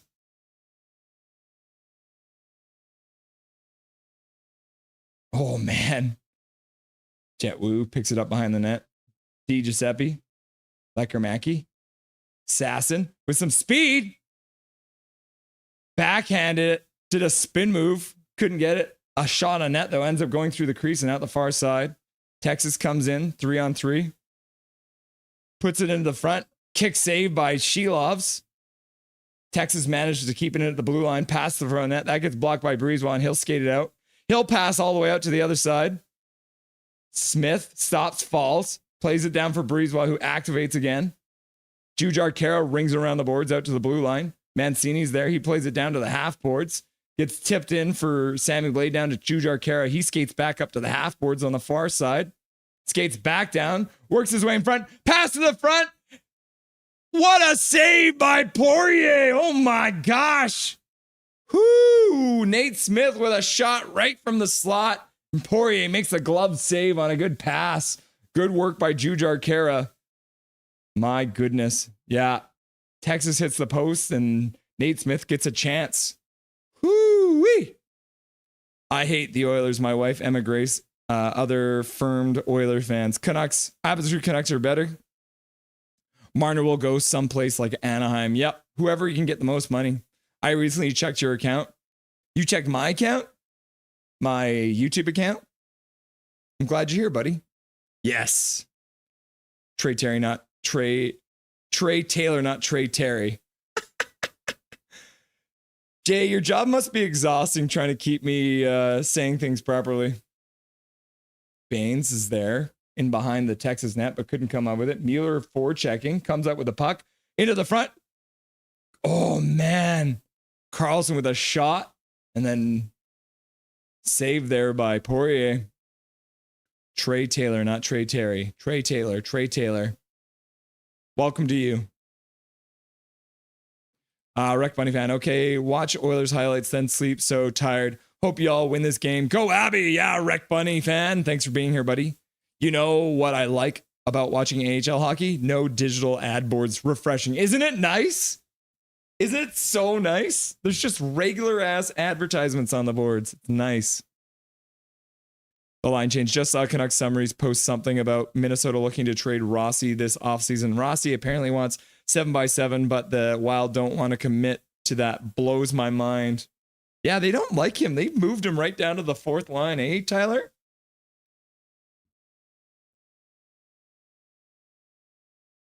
Yeah, I can see Marner going to Utah. He can be the go-to guy on a team with low expectations. Oh, good win by the Canucks in the face-off in the Texas zone and gets a shot on net. Gets blocked, though. Blay trying to throw another big hit. The guy just sidesteps him. Pass out to the middle. Texas works it over the blue line. Peterson into the middle. Shot. Blocker saved by Shelovs. Jujhar Khaira skates in. Passes behind his own net for Kudratsev. He plays it up to center. Smith tips it in. Gets blocked, though. Back down in. Kudratsev picks it up in his own side of his blue line. Wolanin plays it over for Kudratsev. Kudratsev falls down at the blue line. Puck gets freed up. Canucks get it out to center. No icing. Glover throws a hit. Wolanin activates, skates down, goes right around and behind the net, works it back to the blue line.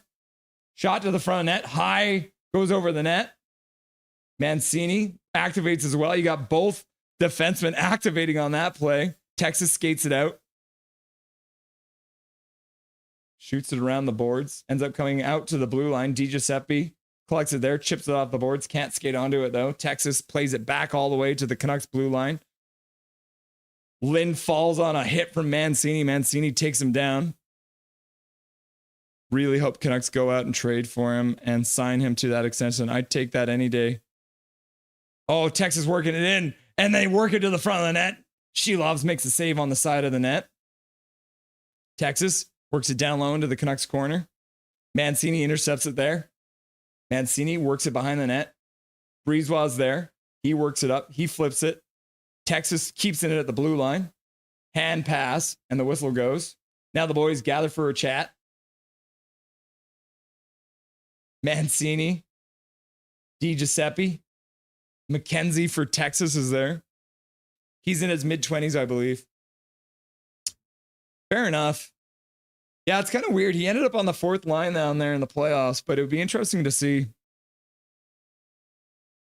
Never. You never get tired of correcting me, or you don't think that he's going to end up in Utah? Come on, Abby, get the lead back. Jay, I prefer the digital ad boards.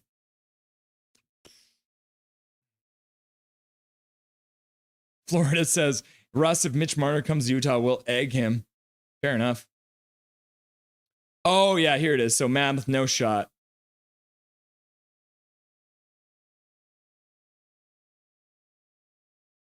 Face off.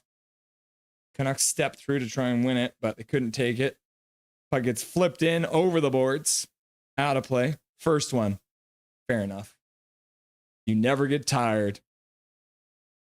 You never get tired of correcting me, and I appreciate it. Somebody's got to keep me on the straight and narrow.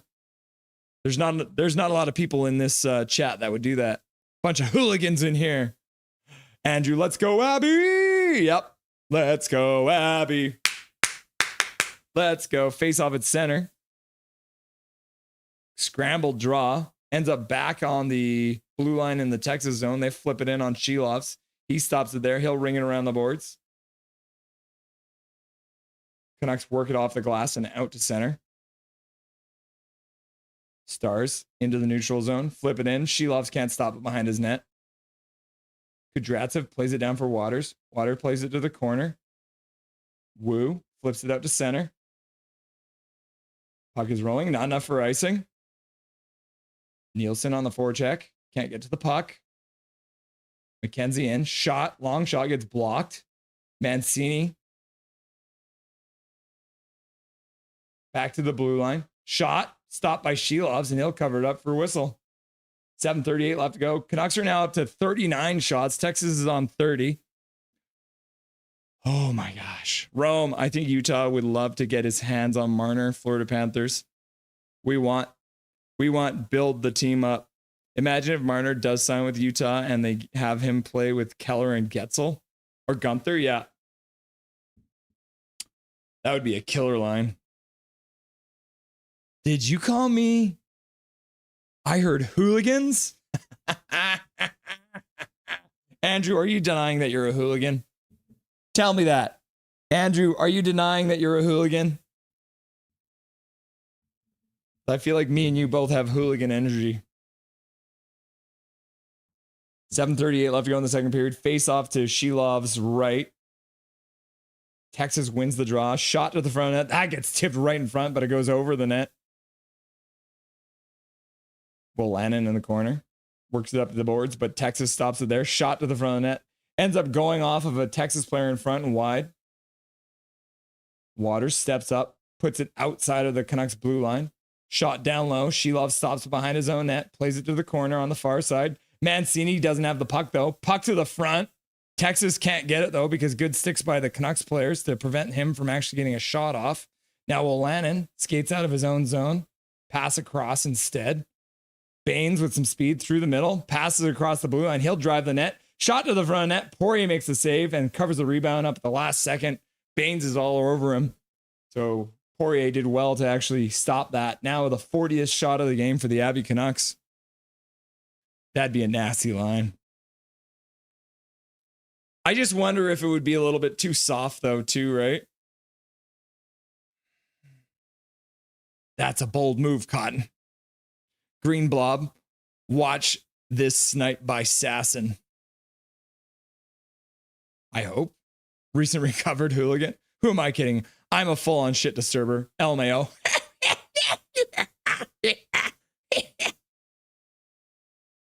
Max Sasson off the face-off. Puck up the boards. Work down low. Texas works back up. Backhanded out to center. Canucks got to touch up. They're offside, but they do touch up. DiGiuseppe in on the forecheck. So now it's DiGiuseppe, Lecker-Mackey. Lecker-Mackey stops it down low. Shot to the front of the net.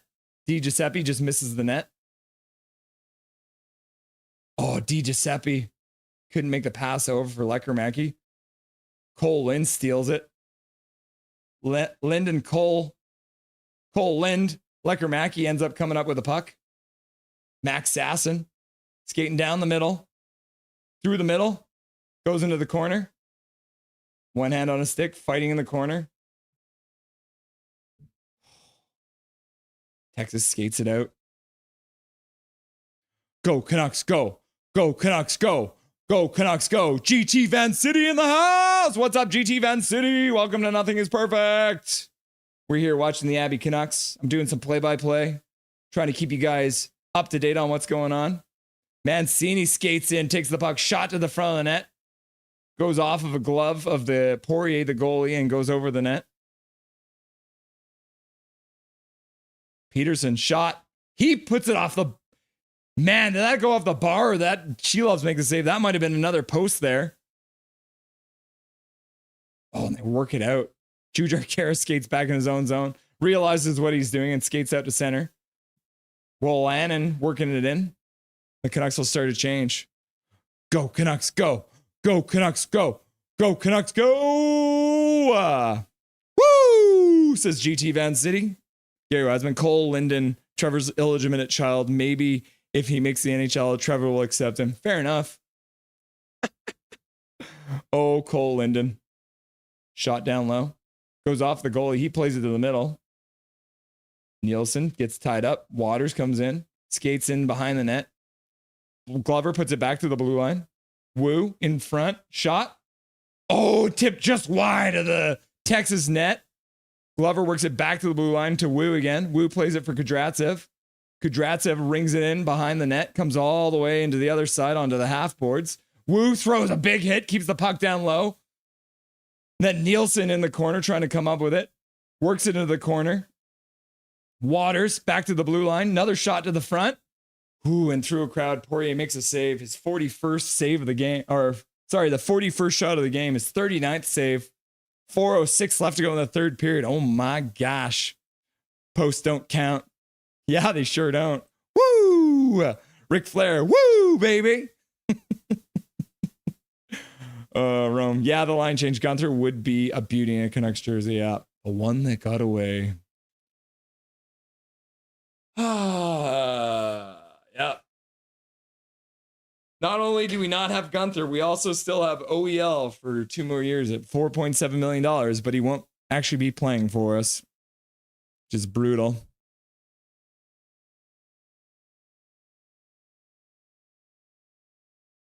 Yeah, since we have a moment here, if anyone has not looked below them and hit that sub button, make sure you hit that. We're going to be live for all of these games for the whole best of 7 between Abbotsford and Texas. So if you can't get your hands on a copy of the game, make sure that you hit that sub button, because I will make sure that we kept up to date. We're going to have intermissions with special guest features. Dustin Boydell will be by pretty much every game. I've got an interview this weekend with somebody you guys will know. I'm not going to tell you who it is yet.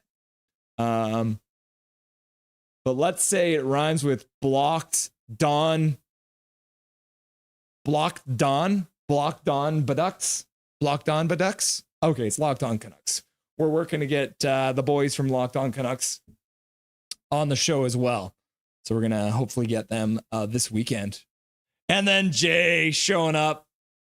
My path layer, Jay, the man, the myth, the legend, subbing his 3rd month as a member for Nothing is Perfect. I appreciate that, Jay. That's awesome. Going straight to Dobby's College Education Fund. I appreciate you, Jay. I appreciate the donation, sir. Vamos, Texas, says Naru. And then GT Van City says, woo! A little kiss at the end, eh, GT? You'll love to see that. As for 60 hits, depends what pipe's packed with. Yeah, 60 hits, man. That would be 40 shots and like 60 hits. Yeah, there's been a lot of hits, Andrew. Canucks win the faceoff. Shot to the front of the net. Oh, it was just wide on Mancini. Shot back to the blue line. Olanen keeps it in, plays it down to the half boards for Lekkerimäki. He tries to play it into the slot, but it gets intercepted there by Texas. They'll skate out center. He double clutches. Lekkerimäki plays it back. Sasson gets some speed, skating through center, stops on the half boards, puts it back to the blue line. Olanen misses the net. Mancini keeps it in at the blue line, shot down low. Puck comes back for Sasson. Sasson stops, plays it to the middle. Lekkerimäki with a shot. That one goes just, oh, what a save. I think it went off the glove of Poirier and wide. Di Giuseppe battling in behind, fighting two guys, works over for Lekkerimäki. Lekkerimäki gets checked. And then, oh no, Lekkerimäki tried to lift the stick and ends up high sticking. So that's going to be a penalty for Lekkerimäki on a high stick. Will need your stomach pumped after 40 shots. That is true. 6-on-5 now. Texas has pulled their goalie. Puck to the middle. And then the Canucks intercepted. Brisebois, 3 minutes left to go. So now a late power play. Lekkerimäki loses the puck, turns and tries to lift the stick.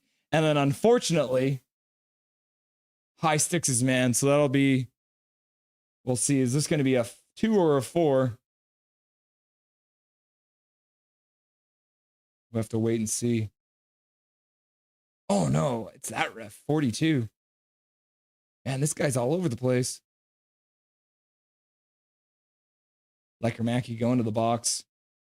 3:01 left to go, and Texas gets their first power play of the game. That's not a good time. Why aren't they showing this game live like the previous ones? They only have certain games on Flow's YouTube channel, Flow Hockey's YouTube channel. Attaboy Jay. Andrew, I count OEL getting a cup like we got it because we're paying him his fucking contract. Yeah. OEL and Texas works it in. Rizkovia. Back to the blue line. Lind. Kevin Bianco shot to the front of the net. No worse for wear, even though he got high sticked. Texas rings around the boards, comes up to the half boards on the near side. Back down into the corner. Back up to the half boards. Back down in the corner. Lind comes in front. Shilovs makes the save. And then Lind just pushes Shilovs into the net. That's got to be goaltender interference. That's BS. Shilovs shoves him out of the net. How the hell did that happen? He's just driving Shilovs into the back of the net. He's got to get a penalty for goaltender interference on that one, if you ask me. But they're not going to call it because the refs are trash. GT Van City, who do you mean by they? Keith Catherine, goal! I wish, Keith. Lynn driving the net. Blomel puts it down low. And then Lynn skates out front, tries to backhand it in. And then Lynn just shoves Shilovs into the net. Like full on shoving Shilovs. Take him off the power play. That's BS. It's being shown live on Flow. Yeah. Russell is Dobby happy about with the Florida Panthers. He's stoked. Greg Alley, in hockey, can there be a tie? No, there can be no tie. Not in this league. Mueller steals the puck off Texas face-off that they won and gets it down the ice. Minute 18 left to go on the power play. 2:18 left to go in the third period here.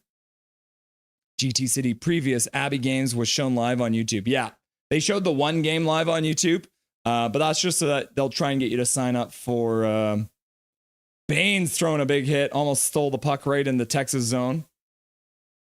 Texas carries it over the blue line, plays to the half boards, back to the blue line. Capobianco. Down for Lind. Lind plays it down low. Shot. Blocker saved by Shilovs. Puts it wide. Comes into the corner. Texas plays it back to the blue line. That one goes off of Brisebois' shin pads off a one-timer. Now Brisebois playing the puck well. Ends up getting a stick on that one, disrupting the pass. Loses his stick. Battle on the half boards. Brisebois plays it down low.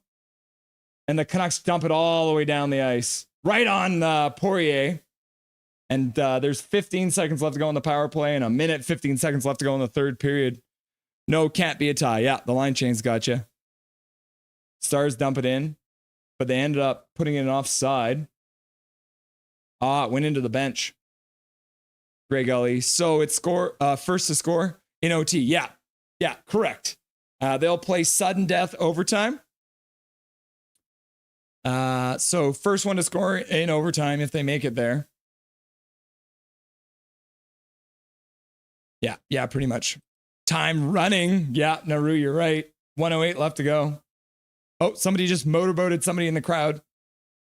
Keith, go Canucks, go. Go Canucks, go. AXK Graz Abby. Man, we got so many new names in this chat today. Thank you, everyone, for being here to watch this game with me.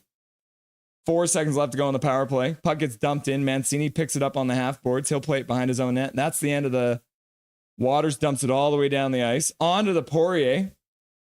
Last minute of play now in the third period here. Texas skates it out all the way down. Icing gets waved off because it went off of Canucks shin pad. Puck gets rung around. Goes all the way down the ice. Not enough icing on that side. 40 seconds left to go.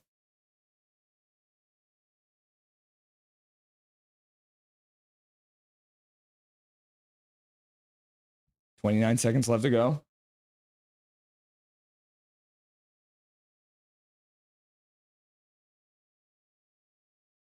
Jujar Kara comes in over the middle, gets some space. Shot goes wide. Puck comes just off the end boards, almost pounces out front.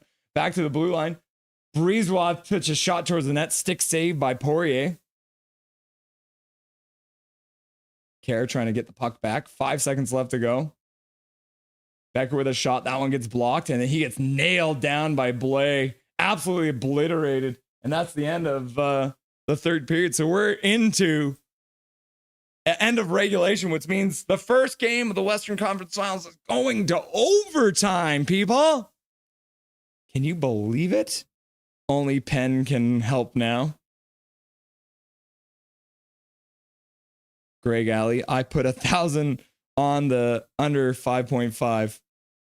Well, you just won, brother. Greg Alley, you just won. No matter what happens now, the goal will be scored in overtime, and that'll be 3-2. So you just won some money, brother. That's a big win for you, I guess. Congratulations, Greg. Andrew, learn the rules, learn the rules, learn the rules, learn the rules. Rome, Florida Panthers fan, Australia, UK. I get the feeling Dobby is happy whether his team wins or loses. Dobby is permanently happy. 61 hits. 61 hits is pretty insane. Okay, let's see here. I don't think they actually have 61 hits, but I don't think they actually keep track of hits in the AHL, which is unfortunate. But it would be nice if they did. Unfortunately, I don't think they do. So yeah, here, I'll give you guys a little look at the game sheet right now. Oh, it's still counting down. Must be delayed.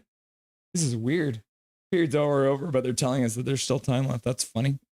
Well, let's have a look here at the game sheet. So 2-2 is the score, right? 41 shots for Abbotsford. They got 12, 15, and 14. Texas has got 13, 12, and 9 for 34 shots in total. Both teams has taken one penalty, right? Neither one scored on the power play. Here's the shot chart. So this is something I always like to look at too. So this is all the shots. So Abby is in blue and Texas is in orange. Upon further review of this shot chart, what you'll notice here is you're going to see a lot of Canucks shots from right in the slot here and right in the slot here, but you're not seeing almost any shots from the interior here. This is the Cole Lynn goal. Like I said, he was all alone in the high slot. And then this is the other goal that happened right down low where Shelov's mishandled the puck. Puck came out and dropped right in front of him. But yeah, it does appear the Canucks are doing a pretty good job of keeping Texas to the perimeter, except for a couple shots here and there. So that's good to see too. Scoring summary wise, Cole Lynn, former Vancouver Canuck, scoring from Cameron Hughes, no relation to Quinn Hughes, and Trey Taylor, who is from Richmond. It's pretty funny. Then we got Breezewatt scoring as he forechecked The defensive defenseman gets up there from Linus Karlsson and Ty Mueller. And then Ty Mueller scores from Linus Karlsson and Arshdeep Bains. And this whole play started with a good play from Jet Wu on the boards. Arshdeep Bains makes into the zone, passes across for Karlsson. Karlsson with a good fake shot, and then Mueller scores. And then Antonio Stranges from Trey Taylor. So Trey Taylor assisting on both goals. The guy from Richmond, obviously playing well against his former. Oh, this is weird. It's not updated. Is this? I think it timed out. Okay, yeah. So now we can click on his name. Richmond, BC. Trey Taylor. Born in 2002, the year I graduated high school. Gosh darn, I am old. And Cole Lind, former Vancouver Canuck. These are all of his AHL stats here. Playing for the Utica Comets. You know who the Utica Comets were? That's the Abbotsford Canucks former farm team.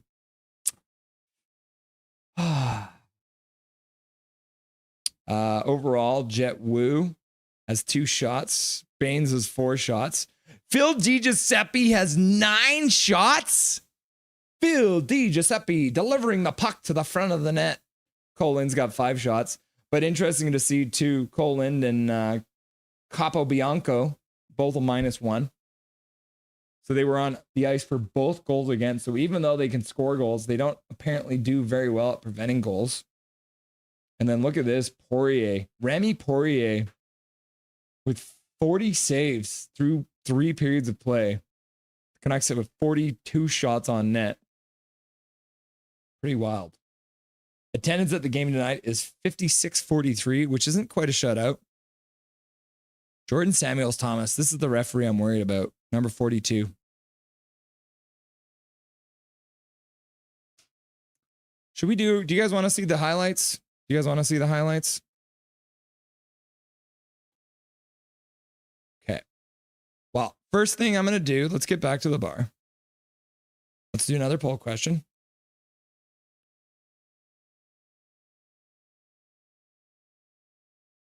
All right. Who wins in overtime? Canucks?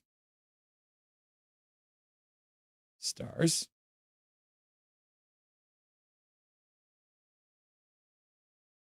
Us? Because we had fun watching.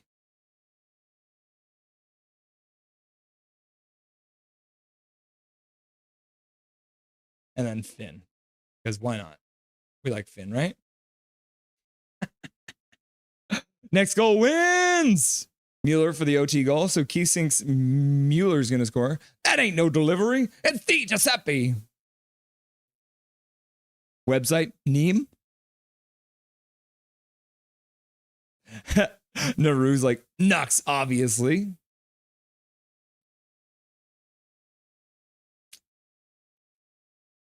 Best PK in the playoffs. Yeah, no cap. KJ Brazy, you're absolutely right. Ask Crystal to do a live stream. Is it continuous OT now? Yeah. So it's 5-on-5 OT, 20-minute periods. Whoever scores first wins.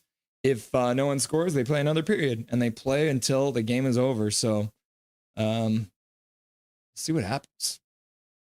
Yeah, the AHL playoffs are weird. I just don't want a shootout. Yeah, no shootouts. No shootouts. Absolutely not. Abbotsford Canucks, 62 hits. Aiden Kelly, is it just me or does curly fries sound good right now? Oh, bro, curly fries are the best. Absolutely, 100% curly fries are the best. No doubt, no doubt. If you were to pick what you're going to have, curly fries, waffle fries, regular fries, skinny fries, or wedge cut fries. What are you thinking? That should have been the poll question. Who cares about the overtime score? Let's talk about French fries. But yes, Aiden Kelly, some like curly fries with like some Cajun on it and like some Chipotle on the side. Oh yeah, that's the good stuff. Andrew, that's what I'm saying. We've been hitting a lot. Yeah. Greg Alley, does first team score wins? Yes. So Greg, whoever scores the next goal wins the game. Winner takes all. They call it sudden death overtime. Unless you're playing in junior, then it's sudden life overtime, I think they call it. Rome, curly fries, good anytime. Yep. Accurate.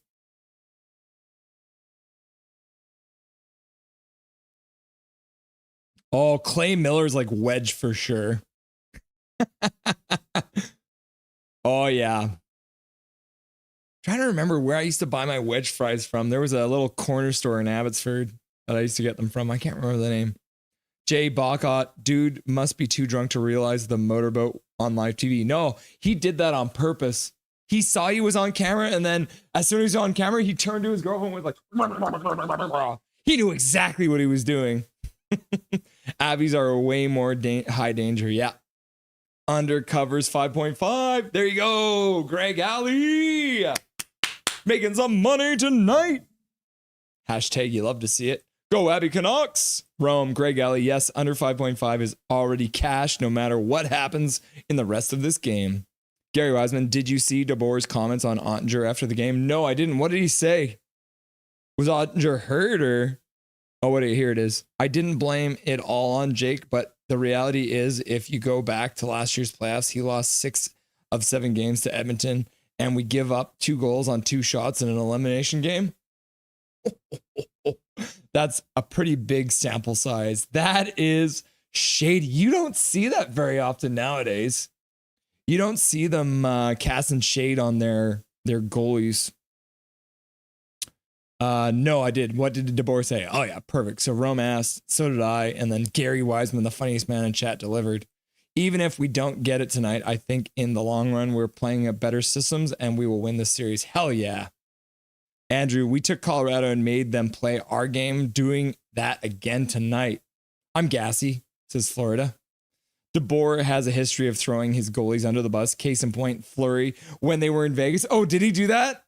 So it's not that it doesn't happen all the time. It's because DeBoer's the only one who does it now. Good times watching, good friends, best of times. Yep. Hell yeah. Florida Panthers fan. UK, let it out. Just let it out. Nucks are good in shots. Yeah, they sure are. We need the over. Gil, why do we need the over? The over 5.5? Gary Wiseman, was such a stoner. Oh, bro, curly fries are the best. Laughing and crying. What are you calling? Are you calling me a stoner, bro? Gary Wiseman, yes, wedge fries for the win, but we'll take curly fries too. Okay. Andrew, I just made home. My homemade pho was killer. I'm stuffed, but give me like 25 and I'd smash some curly fries for sure. Curly. Aiden's on the curly fries. Let's go, Abby. And then Gil says, not if it goes to shootouts. Shootouts count on over-unders on my book. Yeah, so there is no shootouts in the playoffs. It just is overtime period after overtime period after overtime period.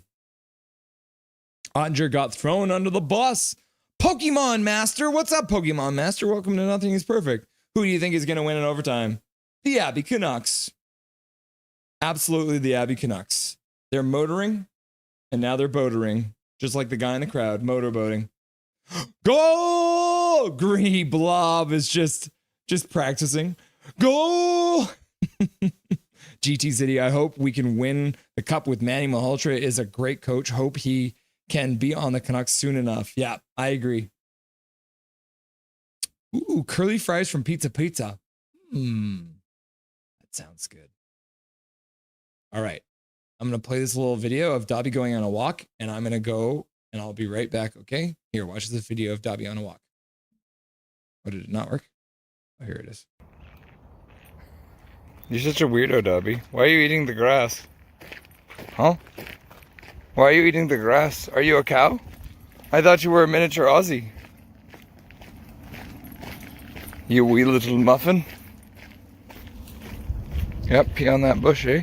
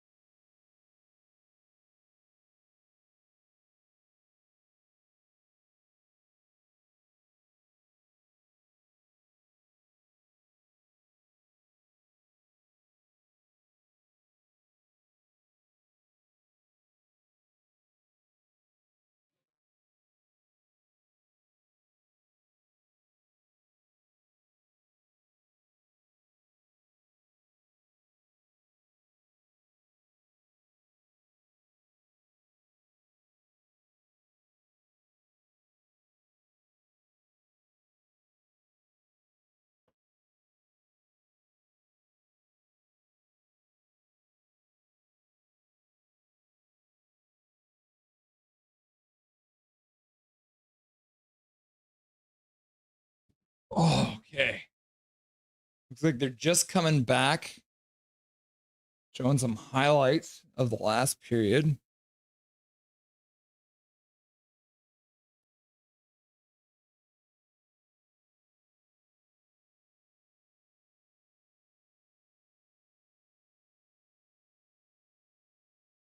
Ooh, mercy.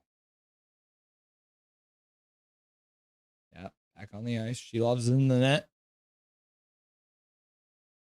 Chili good with curly fries? That would be good. You just like use the curly fries to like scoop it up. Gil, good to know. I never bet on hockey, and the one time I have 16 parlay, I lose my 0.5. Laugh my ass off. Fuck. Oh no.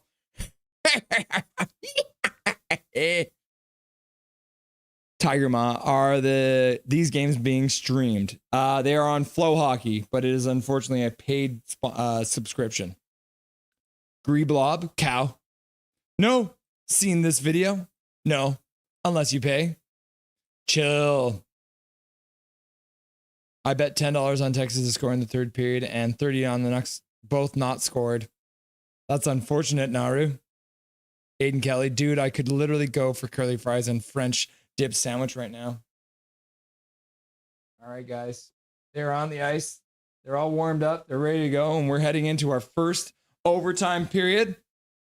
First game of the Western Conference Finals. And we're watching together here on Nothing is Perfect. I'm Russell Holiday. Thanks for being here, everyone. And the puck has been dropped. We're into the overtime period. Canucks win the opening faceoff. Victor Mancini takes a minute to assess the situation, starts skating through center, rips it in around behind the net. Texas tries to chip it past. Baines does well to get it down low. Back down below for Carlson, tries to get out for Baines in front, ends up going off a stick back to the blue line for Breezewa. Carlson has the puck fly off of his stick, so he kind of like fanned on it. And the Canucks dump it in. They'll move back into the zone after tagging up.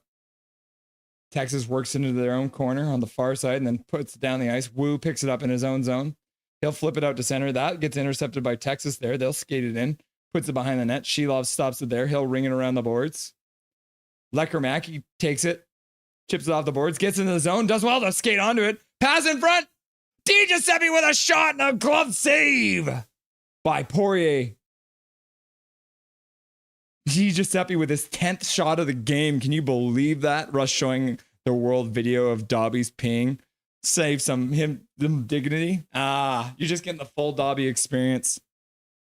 When is it starting? We're on. Bob Bluger. What's up, Bob Bluger? Are you related to Teddy Bluger? Now they're boatering. Bob Bluger in the house. What's up, my dude? Good night, says Zach. See you later, brother. I know it's super late for you over there in Toronto. Texas works it down low. Shot to the front of the net. Rebound goes right through the crease. Another shot to the front of the net. Peterson with a shot. And Shelov says, no. Makes a save, covers it up. Face off to his right-hand side in the Canucks zone. Hope Nucks win. I bet $50 on this. Satrit.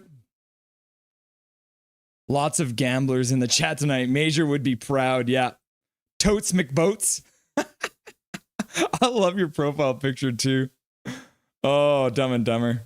I haven't watched that movie in forever. I'm going to have to rewatch that one. Oh, and the rebound comes just through the crease. Oh my gosh. Shelov's covering up the bottom of the net though. Faceoff will be in the Canucks zone here.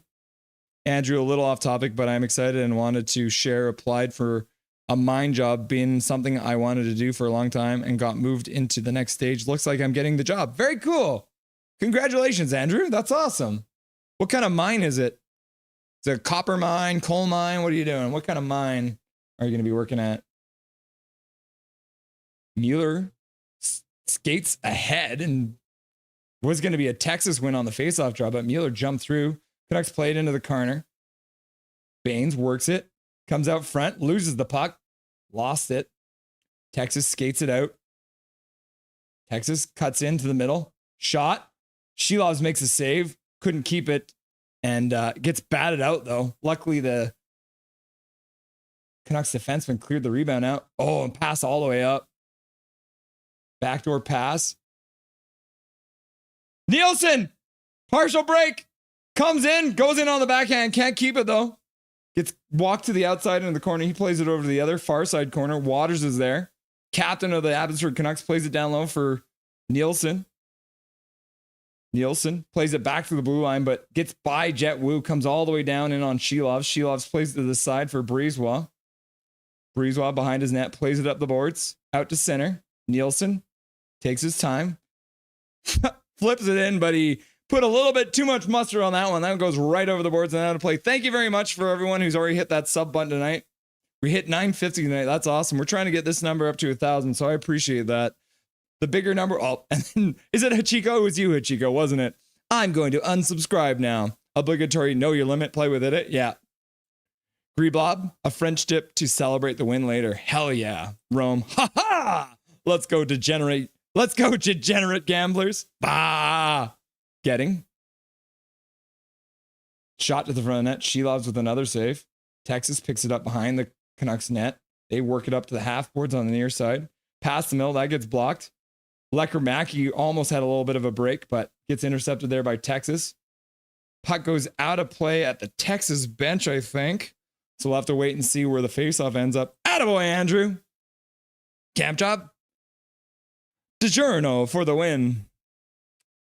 Yeah, so you say Phil DiGiuseppe gets the win, eh, Bob Bluger?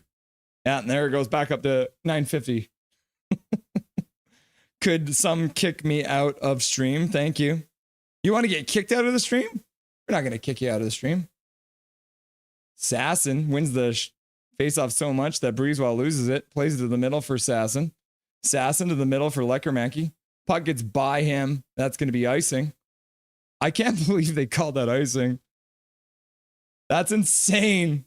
The guy took that wide angle to get to that. The referees, they need a rule book, man. That was not icing. Andrew will have to move. 3-12s.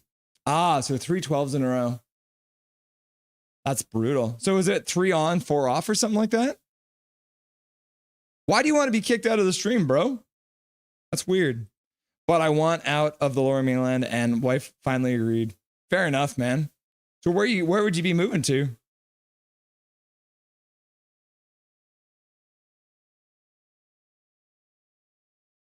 Another icing call. 16:40 left to go, and the Canucks just immediately ice the puck again. Oh, Jay Boghoff, close it out yourself, Florida Panthers fan. Oh my God, Sammy Blay owes Artie a case of beer. Yeah, up there. Sammy Blay! Marland, I got $250 on the Canucks. I need you to lock in, bro. Okay, everyone, lock in. Marland's here, and he's trying to get a Canucks win, and we agree. Congratulations, Andrew, says Marland. Marland shows up, talks about how he needs some money, and then congratulating Andrew. That's good manners, Marland. I'm glad that you're here, buddy. Welcome to the stream. Big old coal mine. Fair enough. Puck into the front. DiGiuseppe pokes that puck away. Oh my goodness. Lecker-Mackey now picks it up. He puts it in on goal. Poirier plays it to the half boards. Canucks manage to get their change now. Now they move it in. Kudratsev leaves it there for Wolanin. Wolanin pass all the way up to the Texas blue line. Blay passes it to Texas Star. He dropped it, didn't look, and then maybe he thought, it's a Pettersson, so I can pass to him. We got so many Petterssons. GT Van City, Dumb and Dumber 2 didn't live up to the first one. No, they did not. Jujar Kara leaves it for Kudratsev. Kudratsev plays it to the corner. Wolanin out to center. Oh, Kara took too long. Double clutched, and it's an offside at the Texas blue line. I'm unsubscribing after this, Russell. Why, bro? What's up? What's wrong? Why are you mad? Andrew's like, thanks, guys. Caleb Jones says, come on, Canucks. Bye, Russ. I'm leaving this YouTube channel. Thank you. Okay, buddy. It was nice having you. I hope you come back.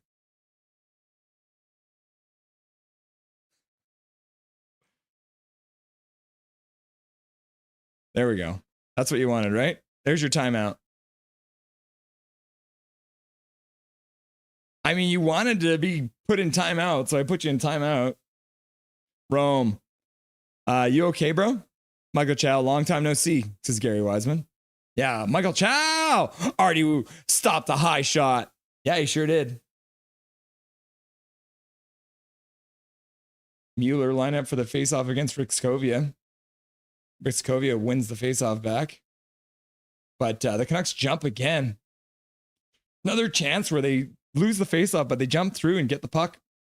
Jet Wu puts it down into the corner. Puck comes into the other far side corner. Mueller's there. He stops up. 3 Texas players there. Now we got Baines there as well. He cuts the pass off. Texas works it over to the other half boards. Wu skates onto it. Shot to the front of the net. That gets blocked. Texas works it back down into the near corner. Carlson with his man hits him. Can't come up with the puck though. Texas works it up to their own half boards on the far side. They'll get out to center and tip it in. Shilov stops it. He'll play it over to the far side corner. Mancini passes up to center. Jujar Kara flips it in, rings it around the boards. Well, technically, you still haven't seen me. Fair enough. Touche. Sammy Blais. Through. Oh, tries to make a pass across the slot. Gets blocked. Canucks work it down in behind the net. Jujar Kara into the corner. Passes into the slot. Oh, man. Smith couldn't get a good shot off. Jujar Kara works it in. Keeps it in. Smith plays it right across the zone. Wolanin with a shot. Score! The Abbotsford Canucks from the blue line. Shot through a crowd. And the Canucks have won it in overtime. Just like that, game 1 is over. And you don't have to wait much longer because the Abbotsford Canucks have won game 1 with 14:09 left to go in the overtime period. Woo! Just like that. Another hard-working shift by that line of Jujar Kara. My goodness, and a shot goes right through Poirier. And just like that, the Abbotsford Canucks have defeated the Texas Stars in game 1. And now they lead the series 1-0.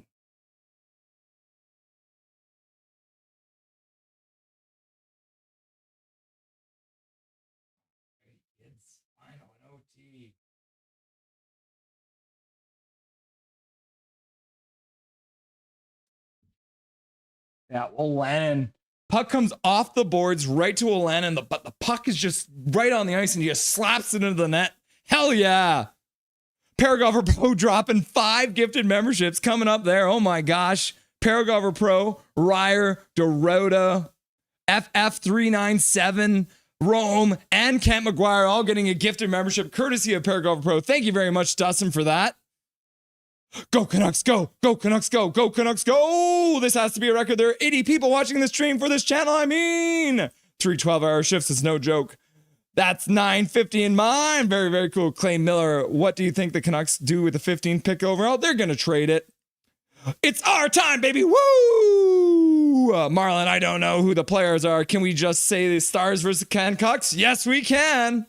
Canucks, where can I watch? The only place you can do it is here or on Flow Hockey. No, sorry, Naru, your team lost. Paragraph Pro says, go, go, go, go, go, go, go. And Jay says, go! Happy wins. And then Gary's like, 100 people now. And Paragraph Pro's like, woo! And then GT Van City's like, coots. And Bear reminds me of Horvat. Do we really need that for the future of the Canucks again? Gola, gola, gola, says Rome. And then Andrew's like, woo! And then Michael Chow says, woo! And then Ryer says, Abby! And then Caleb Jones says, let's go! And then Aiden Kelly goes, woo! And then Keith says, goal, Abby, goal! And then GT City says, woo! Jet who? Jet woo! Oh my goodness, kids. Can you believe that? Can you believe it? The Abbotsford Canucks winning game 1 against the Texas Stars. Nick W. Caleb Jones. Canucks win. Gary Wiseman. Little laugh out loud. Bit of chaotic win, but a win is a win. Jake Sum 7 thing. Let's fucking go. Welcome, Jake Sum 7 thing. Jake Something. That's what it is. Oh, I figured it out. Jake Something. Welcome to Nothing is Perfect. Keystone is here. What's up, my dude? Woo! Caleb Jones. Let's go. Marlon, you now have gained a subscriber. Thank you very much, Marlon. I appreciate you. I like you, Marlon. You've made a really good first impression here on Nothing is Perfect. Keystone, score! Katie's like, go, go, go, go. Wave, wave, wave. And then Scott's here and he's like, yeah. And Andrew's like, woo, sup? Sub hype. And Katie's like, I knew there was a Paragolfer Pro soon coming. Yeah, Marlon, thank you, Russell, for locking in. You're very welcome. Check. Rome Paragolfer Pro, thanks so much for the membership, bro. Michael Chow. Oh my God. Squeeze some through the 5-hole. Yep. Going on to the cup. Abby, says Keith. Yep. Wilson channeling his inner Game 7 BX. Yes. Yes, he did. Dorota, Paragolfer Pro, thank you for the membership. You're very welcome, Dorota. Paragolfer Pro, what a goal, says Kai Train Alpham. Not Wilson. Wolanin. Bob Bluger. No penalty for Sammy Blay and 5 shots better than he's done in a while. Sounds like he's involved in creating chances tonight. He did, Bob, and that is a very good point. He calmed down a little bit because he was a little bit crazy there for a while. All right. Let's see. I'm going to see right before we get Dustin on. I'm going to quickly see if I can show you guys the goal. Abby Nucks are a based group. I don't know what that means. What does that mean? Are they basic? Does that mean Fat Cat says we're basic? Goal! Michael Chow, Bob Bluger. I like Sammy's effort level, but man, the guy has a mental error on skates. Yeah, he did some really dumb stuff, but tonight he looked great. Okay, here we go. I got it. Okay, I can show you guys this. All right, right before we get Dustin on, this will be the last thing we do, and then we're going to get Dustin on. Here's the goal. So 14-14 left to go. Smith takes a feed from Kara. Smith right off the boards. Wolanin just one-times it, and it goes right through Poirier's 5-hole. He looks down, can't figure out why. And Wolanin taking that puck right off the boards there. Hashtag you love to see it. Everyone's happy. Shelovs is stoked. Let's see if we can get a replay. Yeah. So Smith, Kara plays it down for Smith. Smith plays it crosses the zone, and then Wolanin just takes it in one motion off the boards and slaps it into the net and just drops right through Poirier, and the Canucks win. Ends up going through good his work legs. by all. Hits the lower part Hell of the yeah. stomach of Poirier and just goes right through. All right, let's get Dustin on the line. Let's not keep him waiting anymore.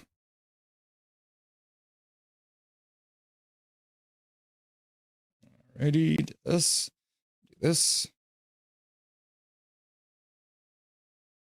Alrighty, now there's his face. You love to see that. I think I'm showing Dustin the highlights right now, which he's already seen, so he doesn't need to see that. But I don't think he minds. But without further ado, Dustin Boydell. I mean, I'd love to watch him again. Okay, here we go. Let's do it. Through his legs. Right through him. Game over. Just that overview. Right. Wolanin able to end this one. Just over 5 minutes into the pucks on net. It's crazy, eh? Shots on net. Yeah, imagine. Yeah. What did we end up? 45 shots on net, 46? Oh, let's see. 46. Vancouver or the 46. Abbotsford Canucks. Yeah, ending up with 46 shots on net. So hell of an effort there, and just peppering Poirier. But Poirier looked good too, right? Yeah, he held the Stars in that game multiple times. I mean, the third period was all Abbotsford for the first 10 minutes. Yeah. I mean, Abby pushed hard and he held them in. The big Stars could have used a little Remy Poirier up against Edmonton tonight. But no, kudos to him. Absolutely stellar performance from the Texas goalie.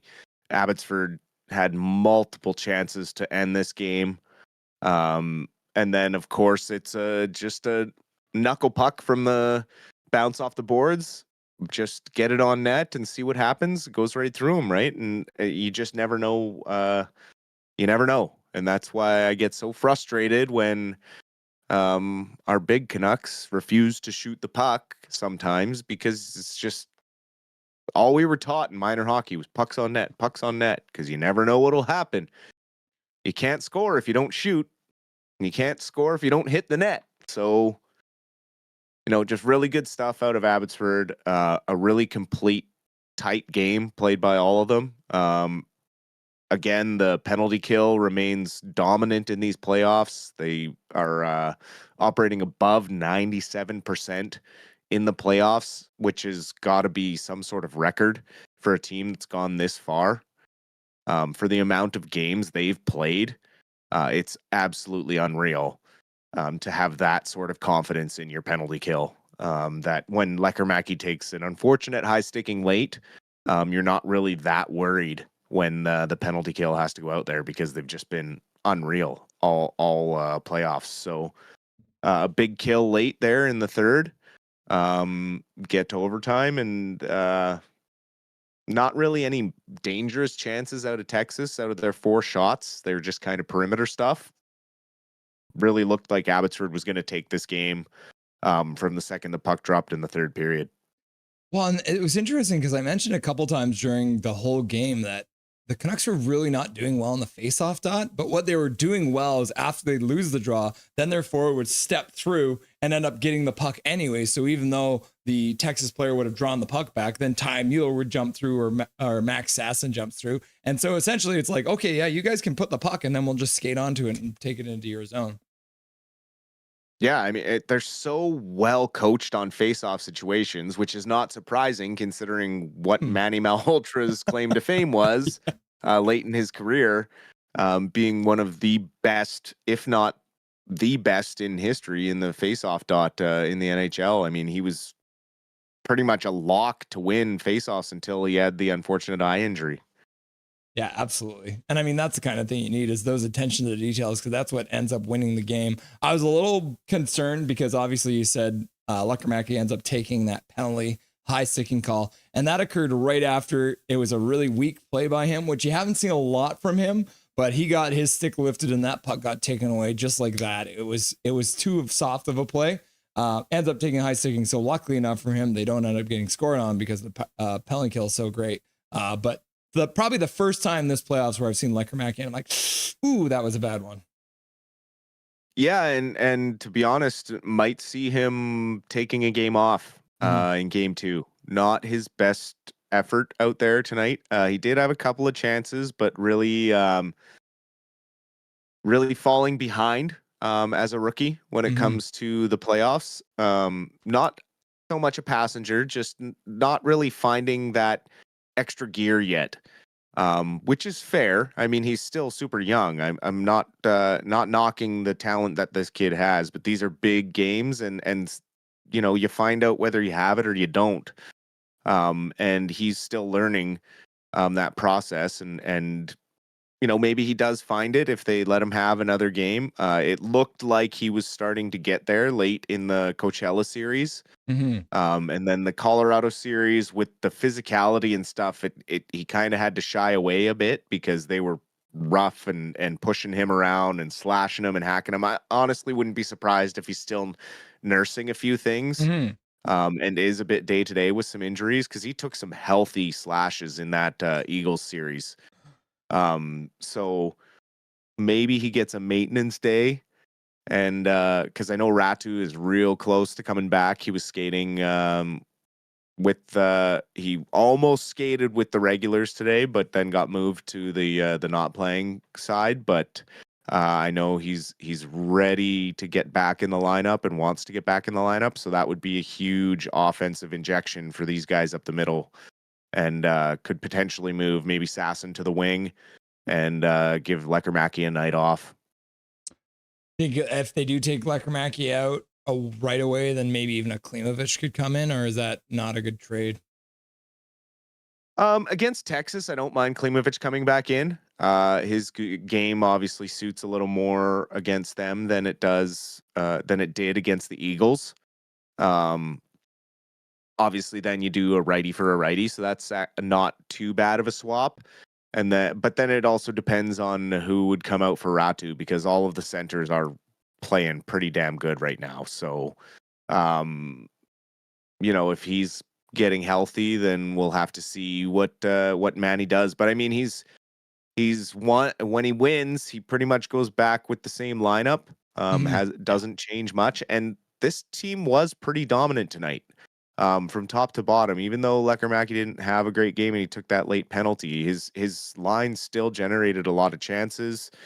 Phil DiGiuseppe with 10 friggin' shots on net tonight. Who didn't have that on my bingo card? No. Just an unreal game from him. Linus Karlsson too, all over the ice tonight. Just really, really good stuff out of that line. PDG and Karlsson both with an incredible effort tonight. So yeah, just you love taking game one in a series. It just gives you that extra edge. And going into Saturday night, they're probably going to have an even bigger crowd there. Weekend games tend to sell out easier than these weekday games. So even more energy in the building. Hopefully they can get out and score first for a change. That's still been a struggle in these playoffs. Yes. And hopefully Artie doesn't have one of his game two stinkers. Should we just put Tolopilo in for game two? I would at this point. I mean, it's just statistically, just throw Tolopilo in and be like, already take game two off because you have all freaking playoffs. Yeah. What is the seating capacity for the Abbotsford Center? It's like 7,000 or something. Oh yeah. Yeah, so, I think they were only about 1,500 short tonight. Yeah, so they had still really good for a Wednesday in May or Thursday in May. Yeah. It's short notice so too. Saturday night, I would expect a full sellout. Oh yeah, I won't be surprised on that. And we wouldn't be doing ourselves justice if we didn't do our usual thing. We talk about how good the defense is on this AHL Canucks team, because my goodness, like it's the coaching too, but just the way they activate. Like, who would have thought that Breezewell would score a goal even, right? Like, he's got 2 in the playoffs, so he doesn't score a lot. But you go through the list, like Jet Wu jumps into the play, Cole McWard, Breezewell, Kirill Kudryavtsev. You know who was probably the least active out there, for at least jumping in? Victor Mancini, which is kind of not the normal thing, and then obviously Christian Wolanin getting the game-winning goal. How much of that is coming from the system, and how much of that is coming from the composition of the defense? I think it's a healthy balance of both. I talked early in the season that Manny was trying to develop a system similar to the 2010-2011 Canucks, where we saw the defense be a huge part of that team's offensive structure, and jumping up in the rush when they needed to, and chipping in points. And it was a team effort, top to bottom, 4 lines, 6D, and everyone had a job to do, and everyone bought in. And that's the kind of culture that Manny has created around this team. And it doesn't matter who comes in or out of the lineup. Everyone knows the role they're going in to fill in for. And it's like really smooth all playoffs long. When they've needed to adjust, he's made the simple tweaks, and they haven't lost 2 games in a row all playoffs long. And, they continue to get out ahead in most of their series. They haven't been behind in any series, knock on wood. So hopefully this continues. They take game 2, and then they go down to Texas. And, as much as I would like them to win it down there, I kind of want them to lose all 3 so they or lose 2 at least, so they can come back and win in Abbotsford. Just 2. Win one of them, and then come back and win it at home. But no, honestly, just really incredible stuff out of this team. Really tons of growth from Malhotra as a coach. And then I sent you that clip of him too in the dressing room after the last win against Colorado. And it's just like the energy the guy has. He has that youthful energy that connects with these young guys, but he also has the veteran experience of being an NHLer and going through the motions that way. And just looks like he creates an incredible atmosphere in the room where you would want to come to work every day and just work your butt off for the guy, because I bet you he's working his butt off harder than the half that team in the gym anyways. The guy still looks like he could play 20 minutes a game. We gave Jujhar Khaira a little bit of a stern looking at the last couple games, because I felt like his game had maybe fallen off a little bit. Ends up with an assist on the game winner goal, but even beyond that, just looked like he was taking his strength and using it a little bit more against probably a bit of a smaller Texas team. We probably see him and Blair, right? Like the 2 of them together were just a wrecking crew out there playing together again. And man, if I'm Texas, I'm worried about getting stuck in those guys' trolley tracks. Yeah, absolutely. That line, right? Like when they put them back together with Nate Smith, it was really successful earlier in the playoffs, and they got away from it a bit with Coachella and stayed away from it a bit early in the Colorado series. And I was so happy when he went back to it.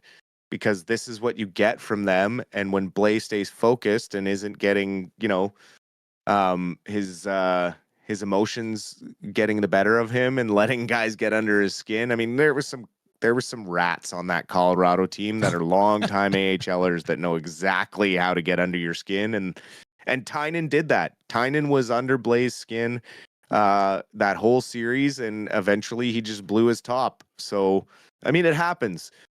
He's a passionate hockey player. He plays on the edge. But when it's channeled, you see what that line can do. They created a lot of good chances. I mean, the first chance of the game that Abbotsford had was Blais sending one across to Kara that just got broken up. So I would expect them to keep going and banging and crashing and using their size and speed to the advantage. And Texas hasn't faced Abbotsford all year, so they had no idea what they were in for. And they're going to have to adjust. But, given the chances that Abbotsford had tonight, I mean, is Poirier really going to have that kind of game again? I don't know if he is that capable of a goalie to have that kind of a run. I wasn't, following his stats heavily early in the playoffs. But it's pretty rare that a goalie faces 46 shots and comes out the next night and can face another 46 and still put up the same performance. So we will have to see, because the forwards usually make adjustments too. Yeah, I think you've actually seen in this playoff so far, I'll pull it up here for everyone. They've actually had both Hellberg and Poirier playing. So Poirier has played the majority, so he's played the 7 games. But they have had Hellberg in as the backup, has played 3 games so far. I would not actually be surprised if maybe you do see Hellberg in the next one. But that maybe that change. Let's say Abby wins the next game and Poirier's in net. Then I think the first game back in Texas, which is only a 1-day gap. We thought it was going to be a bit more of a gap, but maybe that's the game where you see them throw their backup in if they come back to Texas 2-0 or 0-2.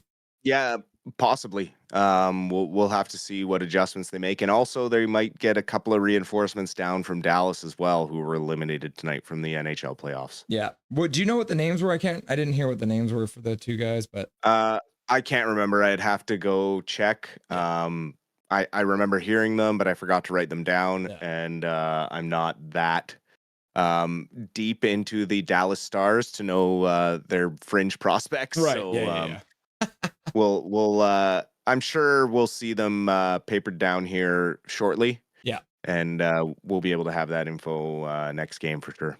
So 3 stars of the game. A little more difficult than I thought it would be for you, but if you're giving out the 3 stars, who you're giving them to for tonight's game? Oh, tonight's game would have been a tough one for sure. Probably give one to Remy Poirier. I mean, he had a hell of a game.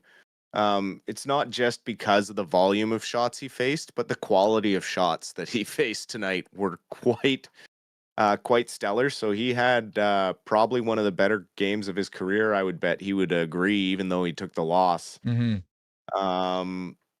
Then,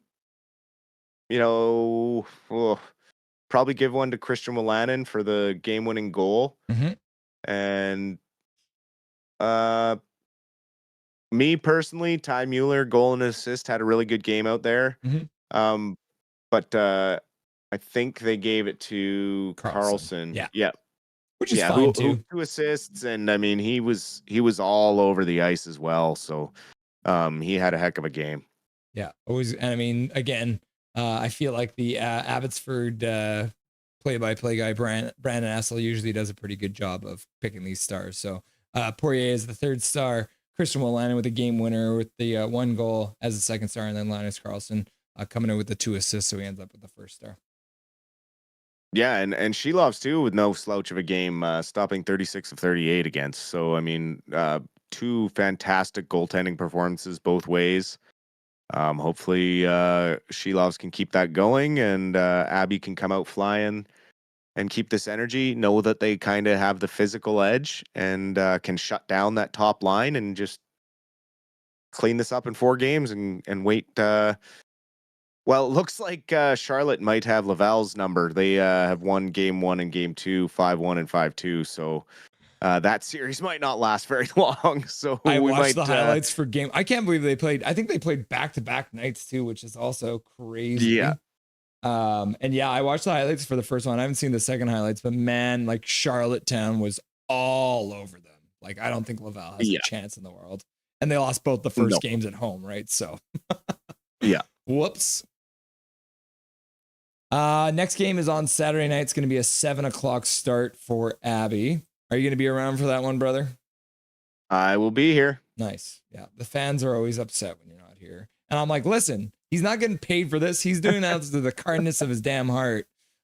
So he's not always here, but the majority of the time. Have you seen the numbers on I think the post game shows up to like 70 plus and the side shows up to like 80, something like that now for the amount of shows that you've done for me. So I greatly appreciate all the effort you put in. Hey, you know what? It's you who's doing all the work. I'm just here to help out and take some of the talking time off of your voice so you can have a break. And our back and forth have just been so natural. So it's just been fun to come on and chat about the Canucks and keep everyone updated. And, you know, you asking me to follow the Abbotsford Canucks has given me such a deeper passion for the organization. And knowing all these young players and seeing a little more into the future gives me a much more positive mindset than some of the other fans in the fan base, because they only look as far as the big club. Mm-hmm. But there is a lot of solutions in this young club that can filter in next year and make us potentially a pretty competitive team right away. A lot of these young guys are ready to make that leap. I mean, if you look at Victor Mancini and what he's done in the playoffs, everyone says he looks like a man among boys, right? He has outgrown the AHL, so there's only one more place for him, the NHL. And, you know, so that's coming next season. Like there's a lot of good, positive things to come out of this. And I'm just so happy that you and I can bring this to people and talk about it and have people engaged. Yeah, I've really enjoyed it, and I'm super grateful for the opportunity to come on and chat about it, and just it's not even like work at all. It's fun for me, and I absolutely have a blast doing it. So I try to make as much as I can because we got to keep the chat happy. This is what the Gen. I think these are hearts. Gen Z hearts. I think these are Gen Z hearts. Or do they? Are these? They're not doing this anymore, right? They're doing this now.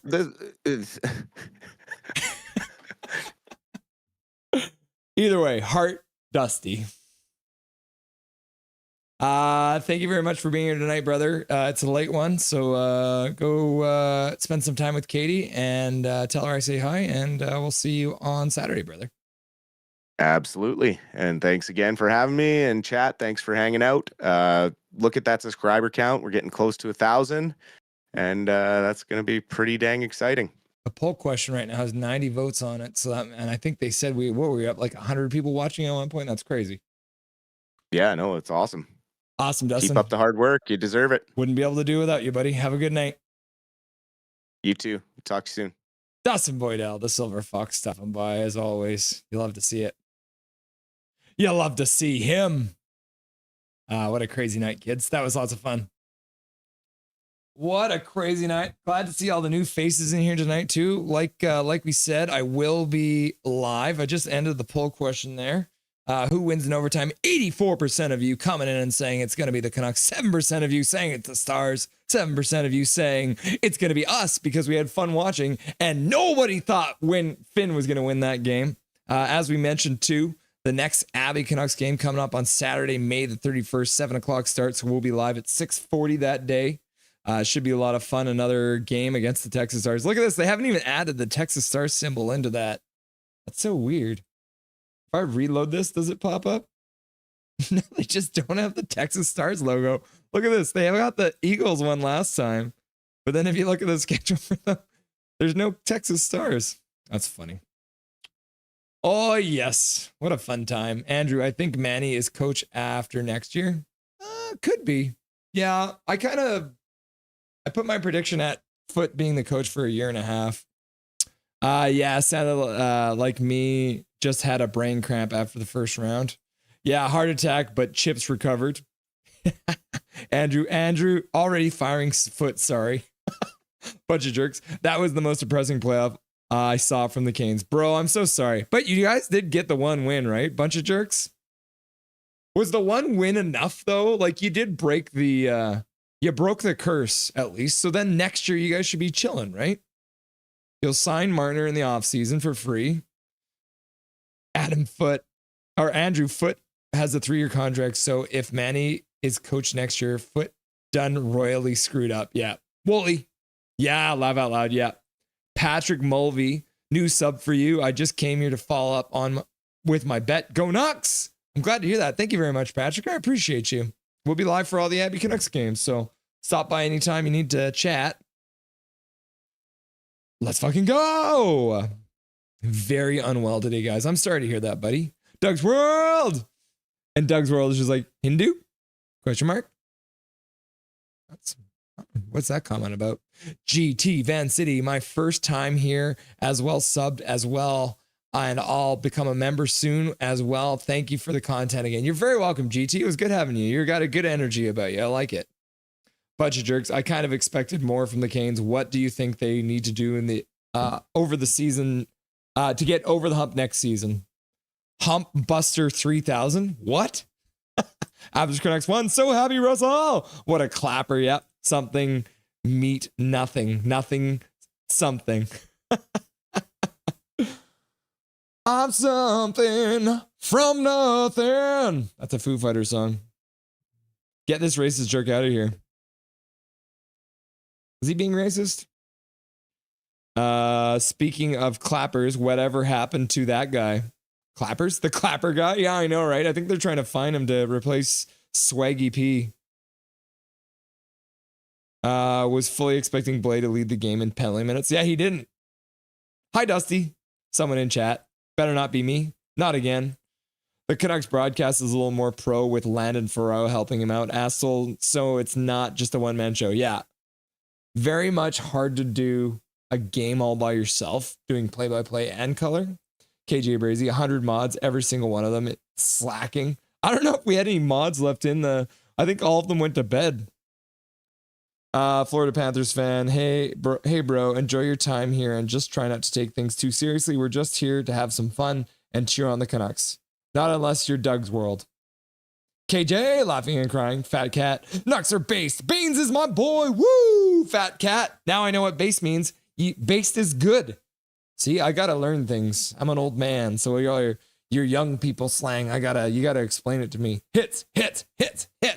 Iggy, hey, it's Inder. Go Canucks. What's up, Inder? Welcome. Welcome to Nothing is Perfect, Iggy. Inder, thanks for being here, brother. Hope you had fun. Dude cries like a 9-year-old. Laugh out loud, says KJ Brazy squared.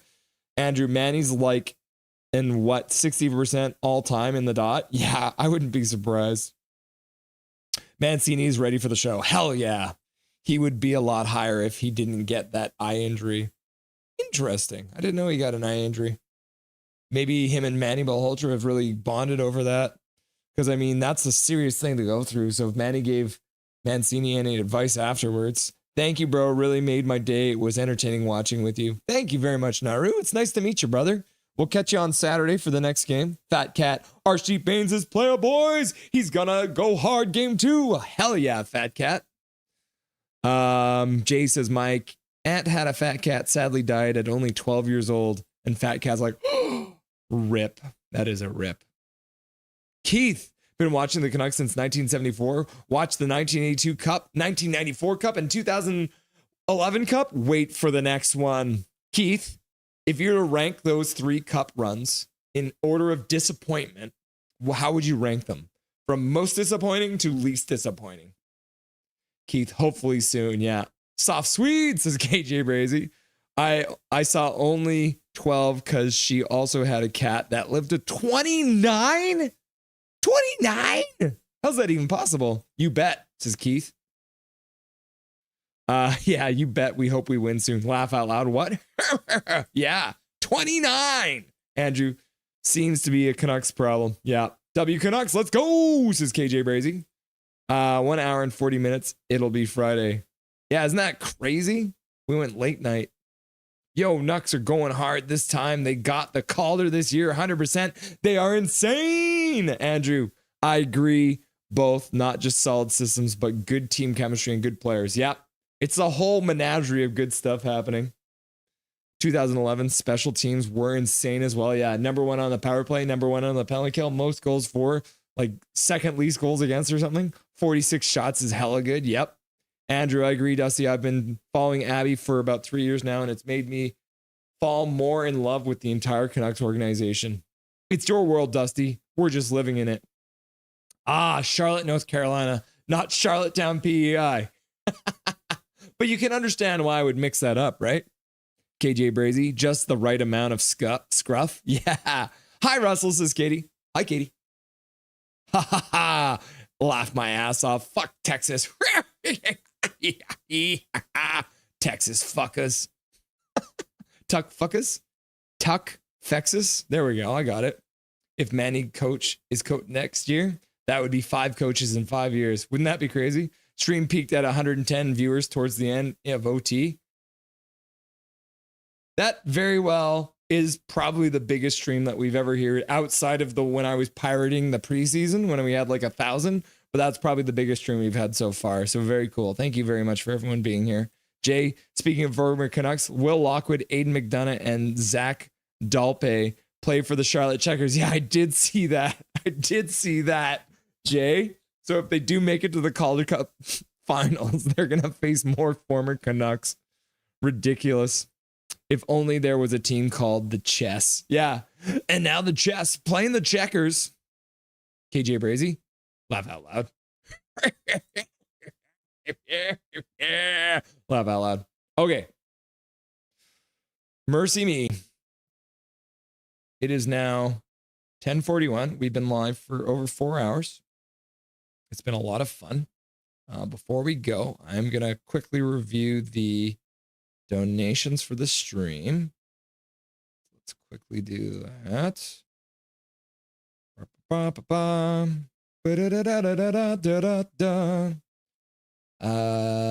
Funding. Okay, here we go. All right, so the line change, very much. Thank you very much. Tyler Gibbs from the line change became a member tonight. That's awesome. Thank you very much, Tyler. Major shows up and gifts a membership. And then he also donated $5 to say, so close to 1,000 subs, guys. Can you help him hit him up tonight? Thank you. Jay, thank you very much for becoming a member. I appreciate you, brother. And then Paragolfer Pro, Dustin Boydell, just before he came on for the post-game show, donated 5 gifted memberships to the stream. So I appreciate that. Very, very cool. That's awesome. Thank you very much, everyone, for the donos. Thank you again to Tyler Gibbs from the line change. His links are in the description. Go check him out. He does a lot of awesome Canucks content. Came on during the first intermission. And then, of course, Dustin Boydell stopping by during the first intermission and for the post-game show, doing double duty tonight. He'll be back again on Saturday. And thank you very much to Dobby for being so cute. Thank you to Crystal for being an awesome wife and supporting me and letting me do this in our living room. That is a bar. And thank you very much for everyone who was in chat today. Can't believe we went over 100 people tonight. That's very, very awesome. I appreciate you guys for being here. Yeah. I'll give you guys one. Gary Wiseman, Calvin question mark, laugh out loud. KJ, Calvin 99 Charlie. He called me KJ Brazy, laugh out loud. You know it's late because I called Calvin 99 Charlie KJ Brazy. I just love you guys so much that I can't tell you apart. Andrew, what was fun, guys? Take care. See you in the next one. Awesome. Thank you guys very much for being here tonight. As I said, we'll be live again on Saturday night for the next game, game 2 against the Texas Stars. And yeah, until then, remember, this is Nothing is Perfect. My name is Russell Holiday. This is Nothing is Perfect. And make sure that you make good choices.